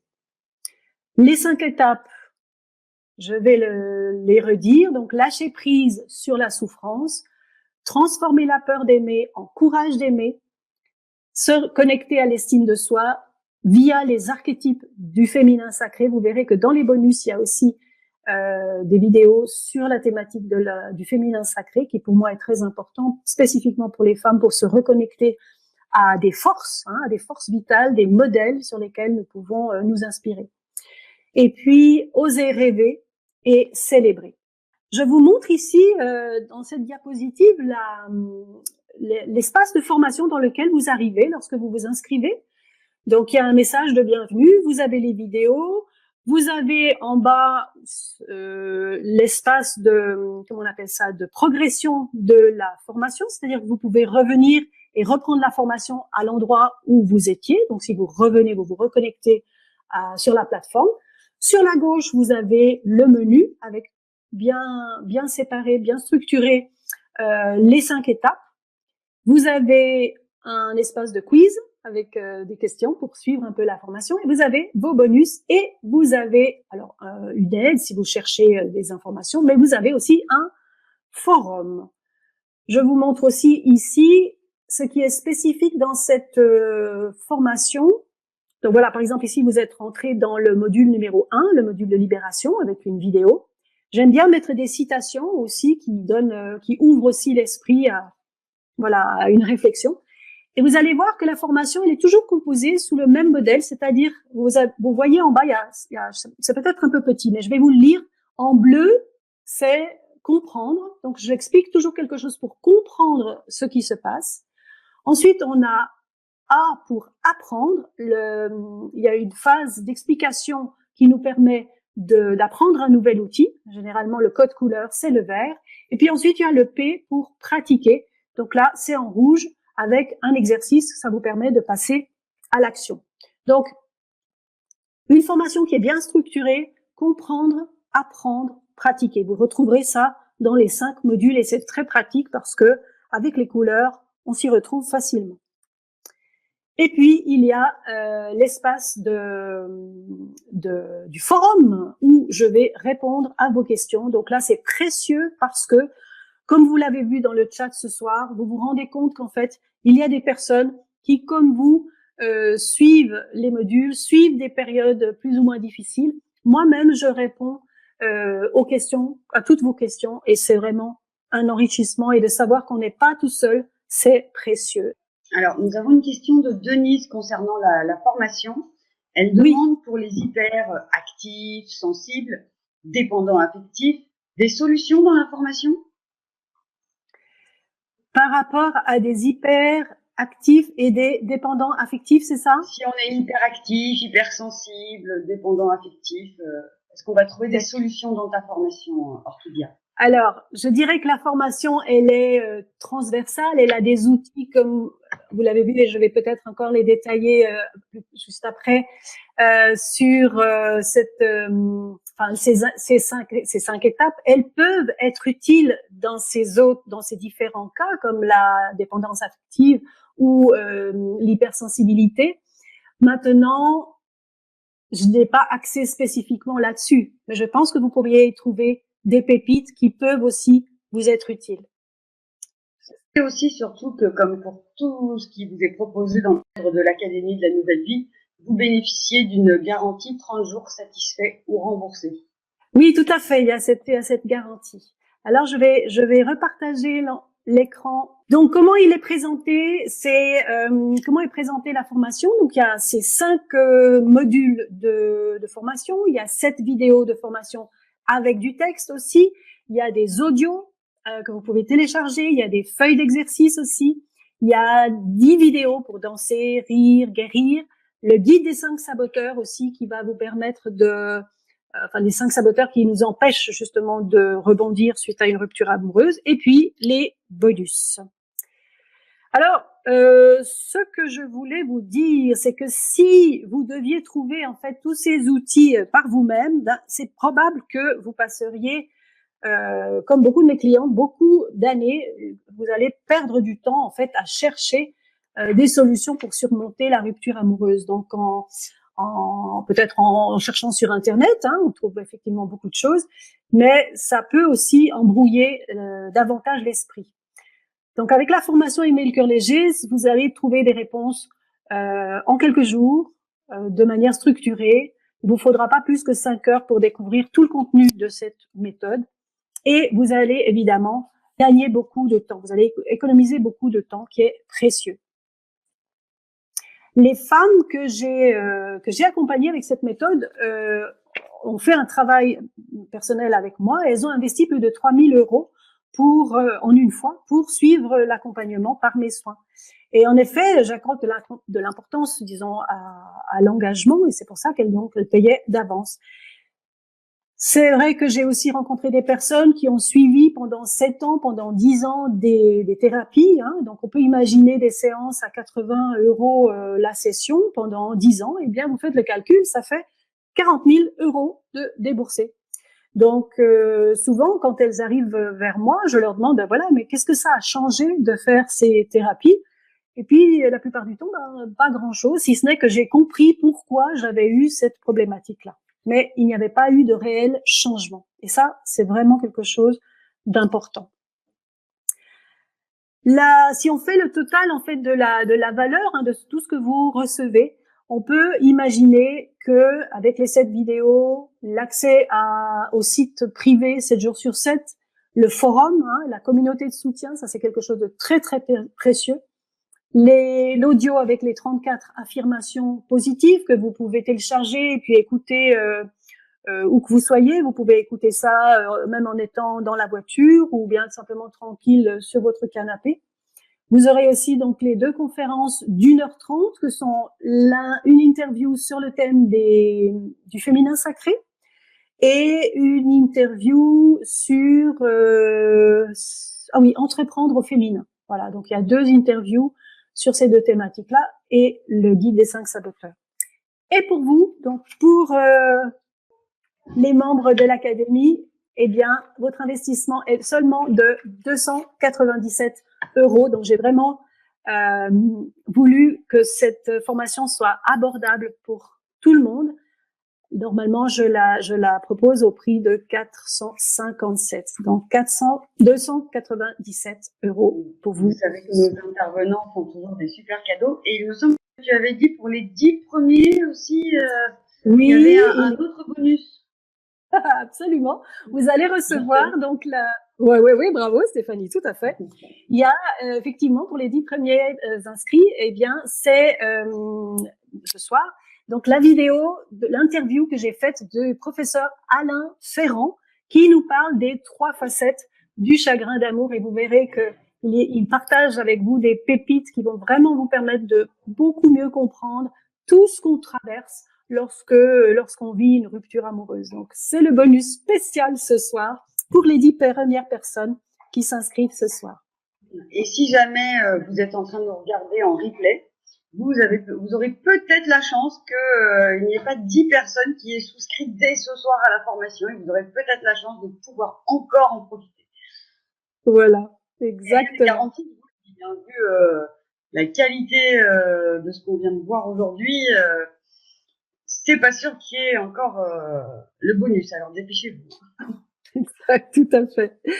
Et puis, comme tu le disais tout à l'heure, Stéphanie, il y a vraiment cette garantie de 30 jours qui, c'est vraiment moi qui prends le risque à ma charge pendant ces 30 jours et si jamais il y a un remboursement, si ça ne devait pas vous convenir, pour autant évidemment que vous ayez fait les exercices, que vous soyez vraiment pleinement impliqué.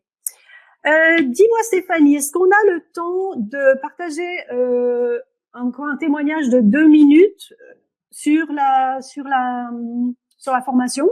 Marie nous dit « Merci Orchidia pour ta douceur et tes explications claires. Ton programme apporte de vraies clés et de super outils pour retrouver la joie de vivre.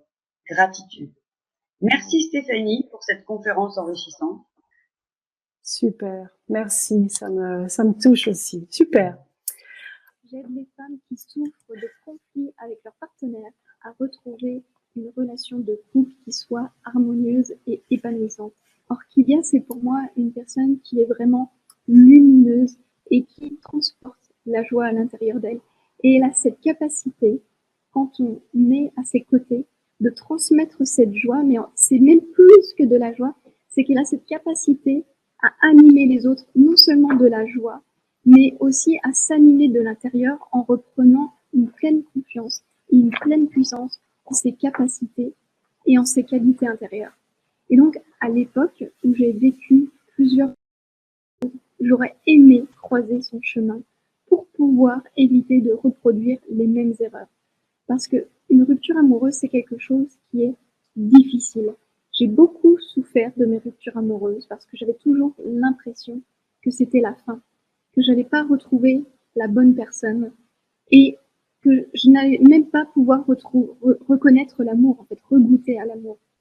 Et non seulement j'étais désespérée après chaque rupture, mais en plus de ça, quand je repartais dans une nouvelle relation, j'avais des appréhensions, j'avais des peurs, j'avais des attentes, j'avais des croyances qui m'amenaient en plus de ça à rejouer les mêmes schémas relationnels. Et ça, c'est encore plus douloureux. Il y a d'une part la douleur de la rupture amoureuse, mais ce qu'il y a encore de plus douloureux, c'est de reproduire les mêmes schémas relationnels et de retomber dedans jusqu'à ce qu'on comprenne qu'est-ce qui fait que l'on retombe dans ces schémas. Et justement, Orchidia, elle est là pour ça. Elle est là pour non seulement aider à dépasser la rupture amoureuse, mais non seulement elle est capable aussi de nous amener à recroire en l'amour, mais recroire en soi, en sa puissance, en ses capacités, et à pouvoir nous donner les bases qui vont faire que on va pouvoir rencontrer la prochaine fois la bonne personne, le véritable amour, sans forcément reproduire les mêmes erreurs. Donc voilà, je vous recommande chaudement de découvrir le programme d'Orchidia et de pouvoir côtoyer cette femme lumineuse qui a un réel talent pour accompagner les personnes à vivre pleinement leur vie et à réaliser leurs rêves. Je vous souhaite une très très bonne journée et je vous dis à bientôt. Bye. Magnifique témoignage. Oui, alors Aurélie Dubois, c'est une magnifique personne donc qui a créé la méthode reliance amoureuse et j'ai aussi été en contact avec elle. J'aime beaucoup ce qu'elle fait et du coup voilà, on a un très très bel échange. Alors, je vais partager. Voilà, oui encore. Est-ce qu'il y a des questions entre-temps? Alors écoute, il n'y a plus de questions pour le moment. Très bien. Alors, est-ce que peut-être alors je partage les livres alors? Oui. Très rapidement. Donc ici, on a aimé alors les 7 mensonges à propos de l'amour. C'est un essai qui déconstruit tout ce qu'on raconte de faux à propos de l'amour, comme par exemple aimer ça fait souffrir, aimer ça fait souffrir. Ça, c'en est un. Ensuite, il y a aimer sans façon. Donc, c'est 100 manières d'aimer au quotidien. Donc, on trouve à l'intérieur du livre, on peut écrire à l'intérieur du livre et 100 suggestions pour mettre plus d'amour dans sa vie au quotidien. Pardon. À savoir quand même que là tout de suite, ce qui est le mieux, je pense, pour vous toutes, hein, et je dis ça parce que vous avez un peu remarqué que j'étais un peu passée par là, et je me demande encore aujourd'hui si j'ai vraiment fini d'en être passée par là d'ailleurs. Je pense que la formation, c'est vraiment beaucoup plus que le livre, quoi. Le livre, ça peut venir en plus, mais c'est vraiment un gadget, on va dire, par rapport à ce que Orchidea vous propose ce soir, pour vraiment faire un pas en avant. Mais bien sûr, ce qui est super, ce qui va le plus fonctionner sur vous et le plus rapidement et avec lequel vous allez avoir des résultats rapides, c'est effectivement cette formation, surtout qu'aujourd'hui vous avez la chance de l'avoir, eh bien pour je crois 40% de son prix, quelque chose comme ça, avec une flopée de bonus. Voilà, donc là je crois que nous avons perdu Orchidea, ça sonnait la fin. Voilà, et bien je vous souhaite une excellente soirée à toutes et tous qui sont encore avec nous, vous êtes encore nombreux à être connectés, et puis je vous souhaite une excellente fin de soirée. Je vous dis à très bientôt sur l'Académie de la Nouvelle Vie. Et surtout, bien, que tout ceci, j'espère, vous aura été utile. Je suis de retour. Ah, voilà, j'étais en train du coup de dire au revoir. Donc, comme ça, tu vas pouvoir faire le bisou avec nous. Oui. Hein, et comme ça, on va pas les retenir plus longtemps. Bisous, voilà. Vraiment. Et à tout de suite, du coup, avec Orchidea, de l'autre côté de la formation. Oui, absolument. Un gros bisou. Je fais toujours un bisou comme ça. Mouah à tous. À bientôt. Bonne soirée tout le monde. Au revoir. Merci d'avoir été avec nous.